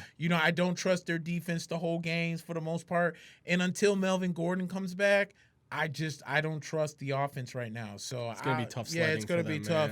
Yeah. So I'm gonna take Houston on the upset. All right, yeah, I think we're both aligned on that one, Nick. Another 3:00 window game. Pittsburgh, the 0-2 Pittsburgh Steelers, without Ben Roethlisberger, who's going to be out for the rest of the year. That looked bad as soon as it happened last week. I know you probably saw it, where he throws the ball and immediately looks to the sideline in pain, and it didn't look good, and he's going to be out for the season. Apparently, he's not even thinking about retirement right now. He's saying that next season, which is crazy because he's been talking about it for the last 5 years. Yeah, after the first question that he answered, after the the press junket, he ended up saying, "Nope, I'm going to be back. I'll be ready for next season." All right, we'll see you then, Ben. But yeah, it's going to be Mason Rudolph, Nick, that's going to be facing the San Francisco 49ers, who are surprisingly on a roll in the first 2 games of the season. Jimmy G looks really good, or he looked really good last week. I should say that. He didn't really look amazing against Tampa Bay, but they did have a couple touchdowns called back in that game. We talked about that pretty extensively. And San Francisco's defense looks really good. San Francisco right now is favored in this game. There's no surprise on that one. I mean, whenever Pittsburgh hasn't even looked good even with Ben. Right. And without Ben, it's not even looking much better. Connor's a little bit banged up. Juju's a little bit banged up, but both of them are off the injury report, and both of them should play this week.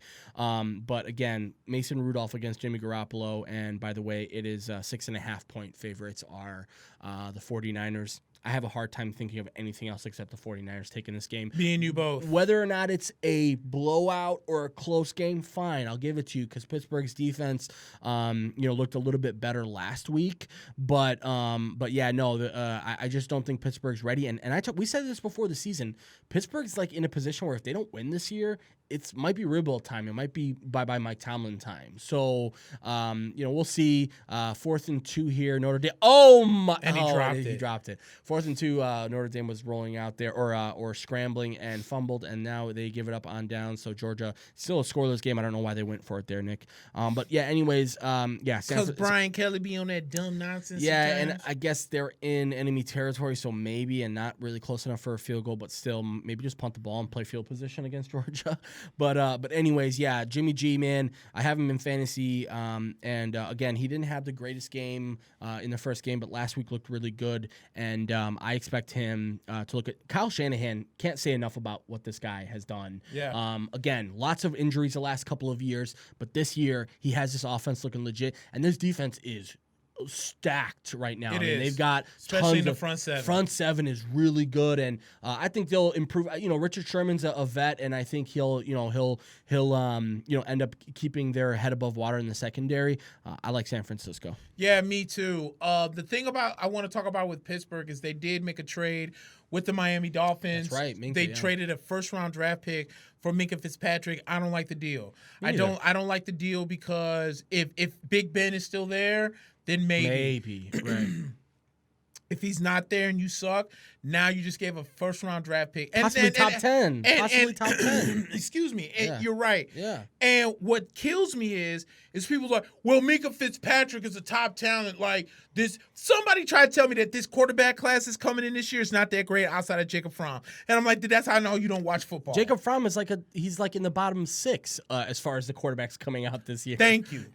Thank you. Yeah, that's why odd. I'm saying some people talk just to love to hear themselves speak. That's true. And I'm one of those guys when you're sometimes. in some of these Facebook groups, it is exactly that. That gets tough. So that's why I was like, well, I would have waited a little bit because, look. I think you could have given a better. I guess you could have given a different deal. Yeah. To a team desperate like Miami. Yeah.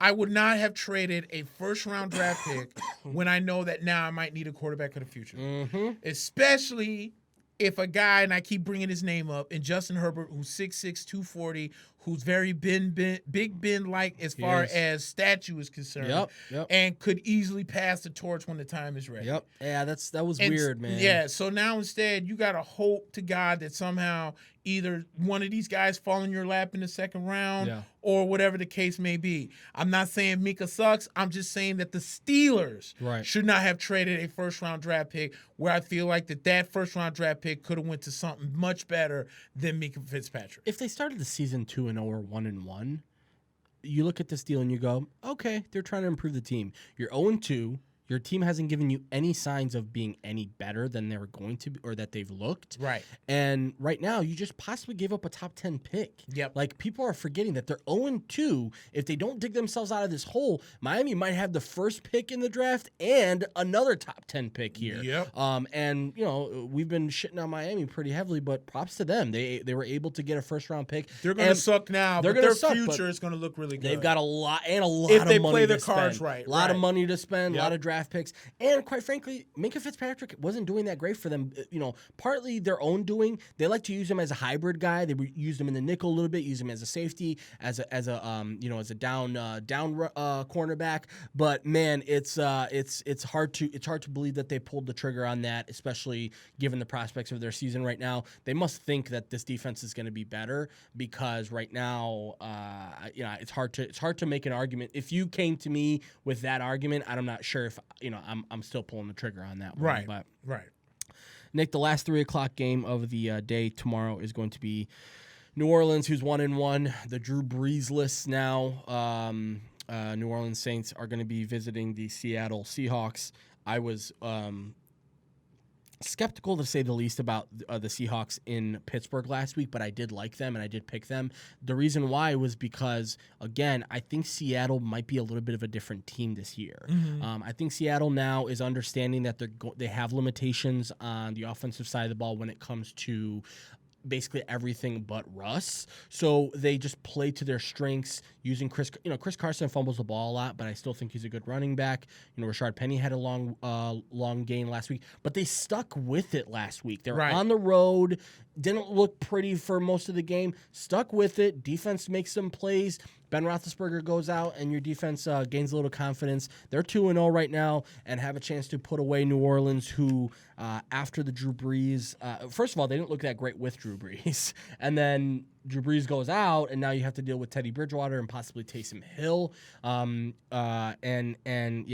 I'm not a huge fan of New Orleans in this game. You're going to be missing Drew Brees. You're going to be missing Traquan Smith. You're going to be missing Sheldon Rankins. Not the best circumstances for them right now. Even on the road in a tough place to play in Seattle. I'm surprised Seattle isn't favored by a little bit more than 4.5 right now. Yeah, me too. I'm taking New Orleans. I'm taking Seattle as well. Yeah. I think New Orleans offense it's going to be a lot of Alvin Kamara. A lot, yeah. To take off the pressure of Teddy Bridgewater. Mm-hmm. And I think Teddy is going to see probably about 80 to 85% of the snaps. Mm-hmm. I do think that Taysom Hill is going to get mixed in there somewhere. Yeah.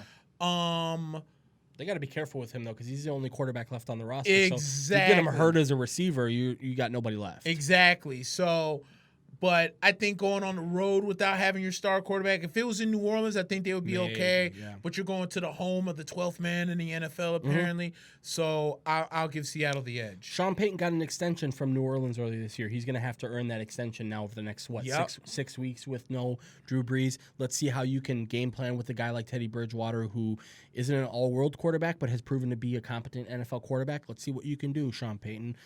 But, yeah, you got your work cut out for you on the road against Seattle. I think we'll both go with Seattle there.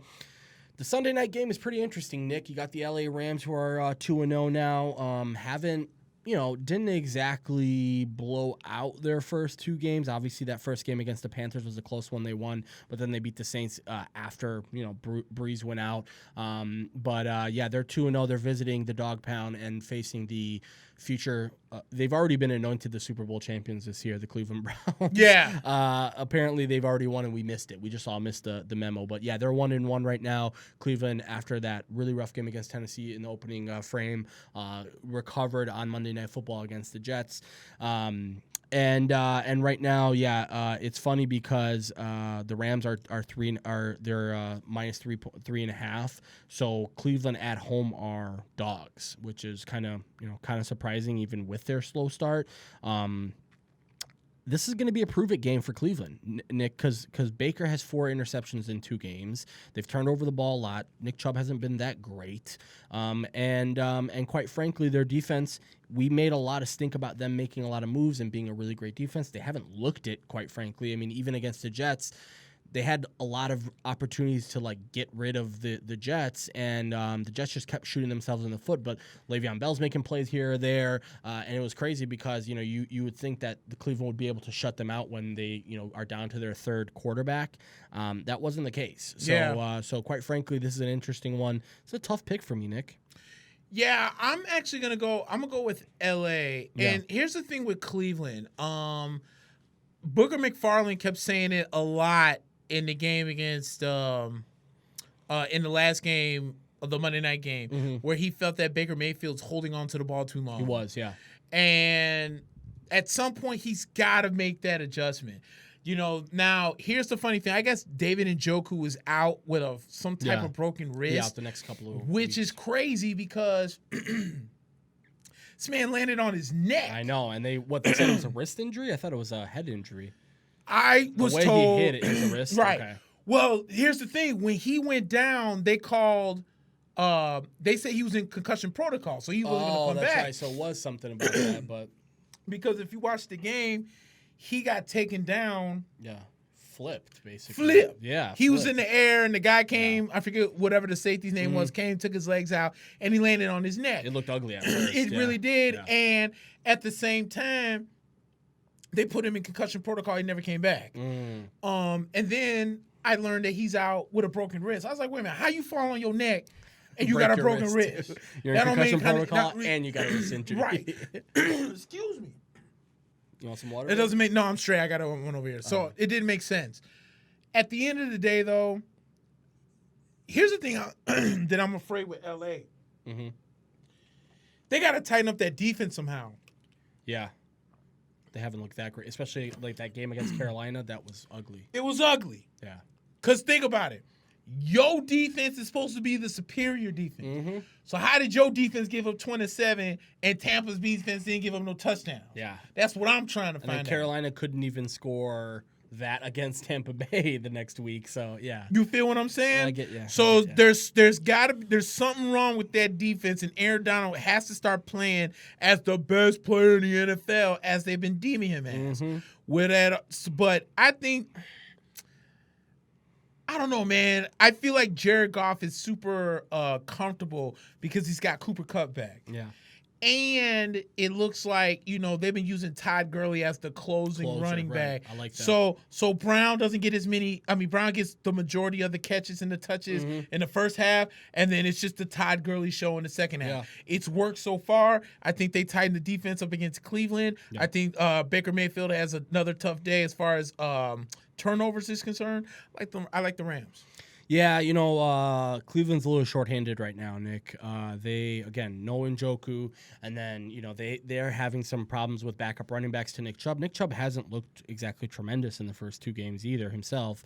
I'm probably going to end up going with the Rams here, but I think Cleveland might be a sneaky bet on that 3.5, especially being at home. Yeah. It's going to be close, so we'll see, but Nick, we'll wrap up the show with my Bears on the road against Washington. The Bears eked out a win last week in the last second against Denver. We were lucky to do that. Part of me as a Bears fan, Nick, was super happy that we won. And another part of me was like, maybe it would have been better for this team long term if we lost that game because we didn't deserve to win. And I'm not sure we are going to learn our lesson after a win like that because everybody just went into the locker room and celebrated and they started dancing and doing club. We got a kicker. We got a kicker. And you know what? They did club dub, but that's their thing now. Apparently they're going to stick with the club dub thing where they party in the locker room afterwards. But they had no business winning that game. Jerry Reebstock says that Todd Gurley is on a pitch count, but he says he thinks LA is going to take it. I thought he was. I thought that too. Here's the thing, though. They said he's not on a pitch count, but we know he is, right? We know that they want to be careful with the knee stuff because, why wouldn't they want to be? But he's not technically on a pitch count.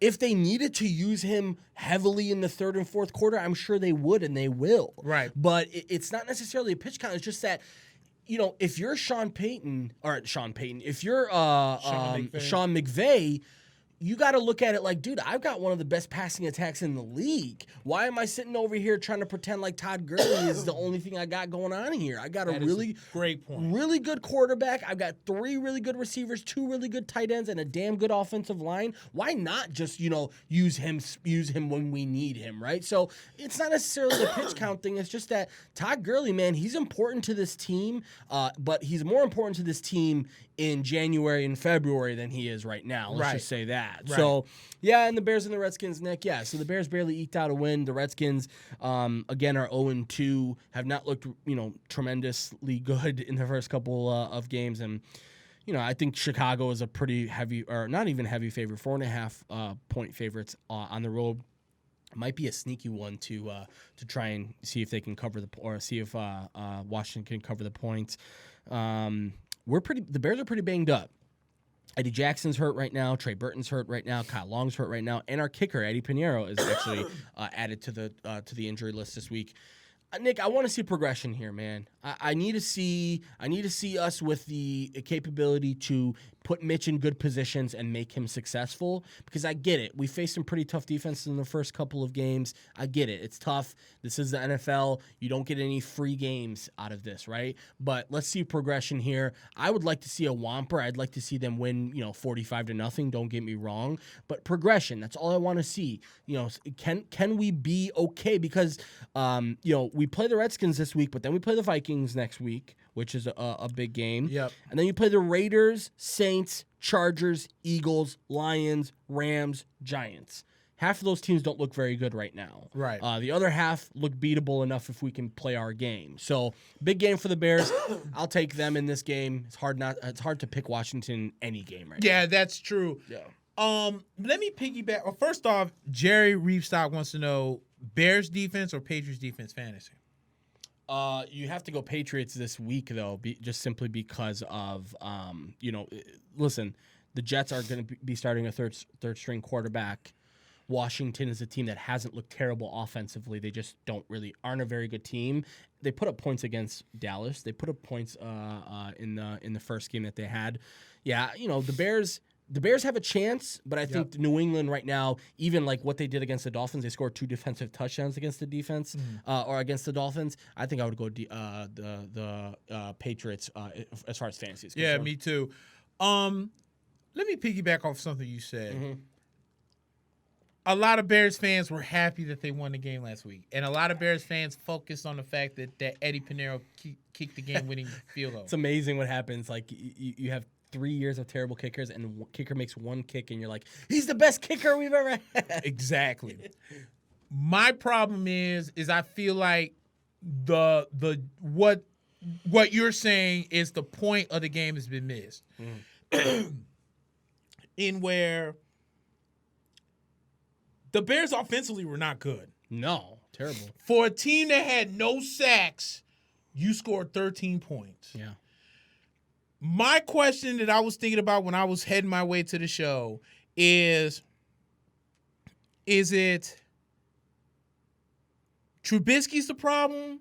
Is it Matt Nagy's the problem? Mm-hmm.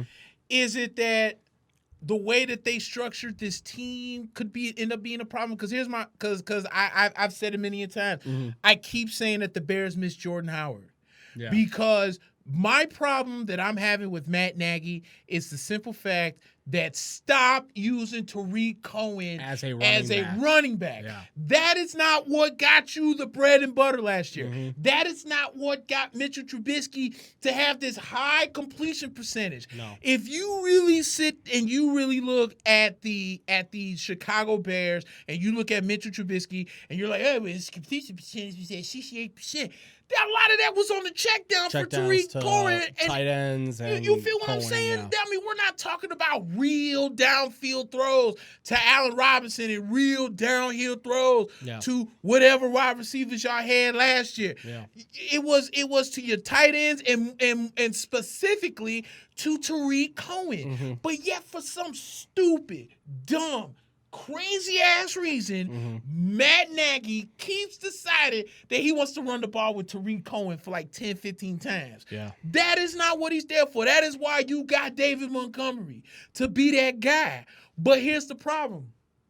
He's a rookie. I don't know if he's ready to take on that role. It's just exactly why you shouldn't have been so hard-pressed to get rid of Jordan Howard in the first damn place. Yeah. Because Jordan Howard now takes away the pressure of Mitchell Trubisky and takes the attention away from Tariq Cohen and takes the attention away from, the play action so your receivers can get wide open. Yeah. And whenever Trey Burton's on the field, so he can get open. Yeah. And it takes the pressure off of Mitchell Trubisky. And it just makes things easier for Matt Nagy. Yeah. They miss Jordan Howard more than people think. Now, in Jordan Howard's case, I think he went to the wrong team because I don't think that the style that the Eagles run matches Jordan Howard. Jordan Howard is a downhill runner. He's none of that RPO stuff that you're seeing in the NFL nowadays. Yeah. He is a downhill runner. He's not a running back by committee guy either. He needs to get carries to get a feel for the game. Exactly. Too. Yeah. He is your 20 to 30 carry guy that he was last year. Right. But the Bears and the fans were so quick to run this man out of town. It was.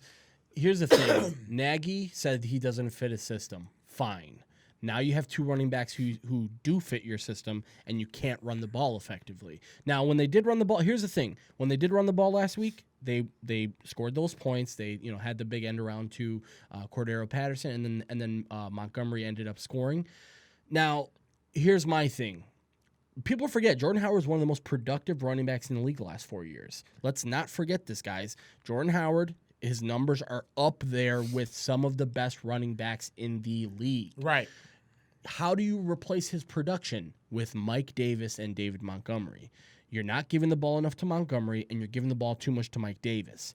You're using Tariq Cohen in the wrong way. And let's say it this way, Nick. Matt Nagy, quite frankly, has been terrible the first couple of games. His play calling has been really bad. He had a very good chance last week. As we're seeing, looks like Georgia just turned over the ball. Idiots. And idiots. On a punt return, Georgia just turns over the ball, and Notre Dame recovers inside the 10, and we'll have a first and goal. When it comes down to it, Jordan Howard, I get it. He wasn't your style of running back. You have your style of running back now. Run the fucking ball. And Jerry Repstock said, let's keep talking about the Bears kicker. Yeah. Fly, Eagles, fly. I love Jordan Howard, and my team has him and doesn't use him, pisses me off. Trey Burton, former Eagles, can catch anything close to him. Yeah, he's been hurt, and we're a different team when he's hurt. That just goes to show last year against the Eagles, he didn't play, and we looked like a completely different offense. And he said, I was actually mad when the Eagles were signing Sproles because I knew it would take touches from Howard. Sproles going for the 5th all-time in total yards this week. Sproles is an interesting one. And the Eagles running back situation is an interesting one, period, because they think this running back by committee thing is going to help them preserve running backs. And all it does is just bring in guys who are cold, who don't have game experience. Like Miles Sanders last week, you give it to him 3 or 4 times, he gets stuffed. Then you bring in a guy like Jordan Howard, he gets stuffed 3 or 4 times. Nobody has a rhythm. Nobody's able to get a rhythm. There's no flow. No flow, and that's another thing I'm worried about with the Bears. We had zero rhythm when it came to our offense. It's one thing to go no huddle, but it's another thing to have pace about you, knowing I don't have to go no huddle right now, but let's go. Let's move this thing. We shouldn't be walking out of the huddle right now. We shouldn't be, we shouldn't be lollygagging about this thing. We need to see a sense of urgency here. I think we will see it on the national spotlight. I think the Bears right now, I said this about them in the first game, and I said, man, that Packers game is going to be super important because it's going to be the opening game of the season. It's going to set the tone for the rest of the season. It did set the tone for the next game, and it was a bad tone to set because we got whomped against the Packers, and next thing you know, we really had no business winning that game last week, and we did, and I'm happy. Don't get me wrong, I'm happy we won, but long term, man, I know the chances, I think 11% of the teams who started off 0-2 have, in total in the history of the league, I think, have made the playoffs, which isn't very good numbers. But at the same time, man, when we won that game and I saw strobe lights and dancing in the locker room, I can't lie, I was a little bit discouraged, man. It's like, over a game-winning kick. Over a game-winning kick that, in a game that you didn't look offensively, did not look, didn't look good, right? And not only that, man, it's one thing to look off, right? But it's another thing to look terrible, like we have, and we've looked terrible. And Eddie Pinheiro, thankfully, hit that kick and hit a couple of field goals to help get us the win. But I'm hoping right now it's a big blowout game, and I'm not necessarily. Listen, I'm not going to sleep on the Redskins. They've scored points. Now, am I trusting our defense is going to be able to stop them? Yes. But I'm not going to sleep on the Redskins because, quite frankly, listen, guys, if you're a Bears fan, I'm a Bears fan. I'm super confident in Matt Nagy, super confident in this team because they did it last year. But I'm not ready to give them automatic wins anymore. As Notre Dame just scores a touchdown here, they'll go up 6-0 on Georgia. And, it's Mark Richt looking a little bit frazzled right now. That's Kirby Smart. Oh, yeah, that's right. Kirby Smart. I'm sorry. Yeah. So, the Bears, I'm going to have to take the Bears. And, again, it's Wait a minute. It looks like that touchdown's coming off the board, it looks like. Let's see what they got us here. Georgia was really overloading the right side and overcommitted. And, play action. Excuse me. Play action. And, Kirby Smart they called timeout. Yeah, he saw what we saw, and it was. So, no touchdown for Notre Dame. Nick, that's all the games this week. I'm excited for football this week, man. My fantasy teams have not started very well, but I'm excited about my fantasy week this week because I've got some good matchups going. But is there anything else for you, my man? Go Bucks. Go Bucks. Did we have another response from Jerry? I'm sorry. Oh, he said. Let's see. Like Emmitt Smith, when you score, act like you've been there before. Bears need to act like they've won a game before. Yeah, it's not even necessarily that, right? If you go and beat a team 40-0, fine. Go party in the locker room. We did it last year, and we did pretty well, made it to the playoffs. And if we had a kicker last year, we probably could have made the Super Bowl. Now, it's not so much act like you've been there, but it's like understand the situation. We played like garbage today, and I get it. We are a fun-loving team. We did our best, but no dancing in the locker room after you barely eked out a win against a bad team. Right. Nick. So, by the way, guys, I mentioned it earlier in the podcast. In 2 weeks, we will be at Reps, October the 5th. We are going to be doing our show live at Reps. We talked about the giveaway for the Bears Giants game on 11/24, 12 p.m. kickoff. Again, we will make sure Steve, our wonderful producer, puts out a nice little post for us during the week so we can make sure to spread that around over the next week and a half, 2 weeks. But, guys, we are giving away tickets that day at Reps. It's really easy. I'm telling you. 2 of you guys are going to be really, really happy. Again, Reps is in Rolling Meadows, guys.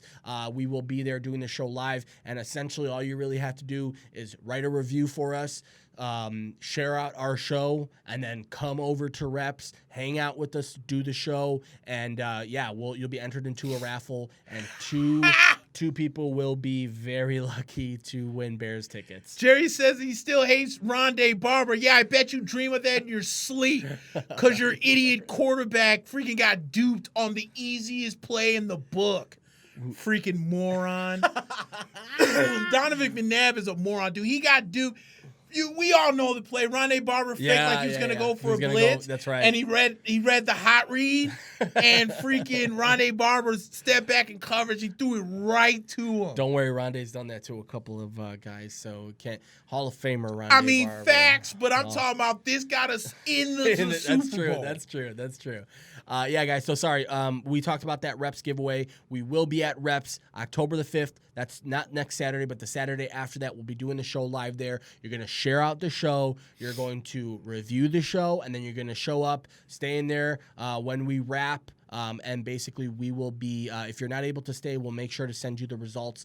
But again, it's going to be an awesome giveaway, guys. And I'm telling you, you're never going to see two easier tickets that you can win than right now. So again, Reps in Rolling Meadows next week, October the 5th. Steve, I will give you the homework of putting a nice post together for us so we can share that out, and Nick and I can make sure to spread that out for the next couple of weeks, as Nick and I are sort of entranced into this Notre Dame and Georgia game right now, and we're getting to 3 hours now, so we're checking. It's a defensive battle. It's a defensive battle, and it's 4th and goal, and it looks like Notre Dame is going to go for it, and we might as well just stick around while we're watching this. Notre Dame is lining up for it at least, and they are going to do some crazy they're motions. going for it. Are they going for it right now? Georgia's stacking the line. What is going on? And I was going to say, you got 3 guys wide open. Notre Dame. Is there a flag that just got thrown? Or am I Doesn't tweaking? look like I think it, I no. tweaked. Yeah. No, yeah. And again, First red zone touchdown given up by Georgia this year, by the way. Oh, wow, yeah. So Georgia has some making up to do after the terrible muffed punt, and now they'll be down 7-0 here. Still the first quarter, so plenty of game left. I'm very much looking forward to the end of this game because I know it's probably going to be a close one. Nick, anything else, my man? Like I said, go Bucks. Go Bears! Guys, thanks again for supporting, watching, everything like that. iTunes, Spotify, Google Play. Don't forget, Reps, October 5th, giving away Bears tickets, Bears Giants, 11:24. I sound like Trump right now. 11:24, kickoff. So, guys, do us... 24. Beautiful. Right. So, iTunes, Spotify, Google Play, do us a favor, subscribe to our YouTube, review our show. Again, guys, we'll be giving away some Bears tickets in a couple of weeks at Reps. I'm super excited for that one, and we look forward to seeing you guys. For Nick here, for Steve, I'm Mack. Guys, thank you guys so much. We'll see you next week. Peace.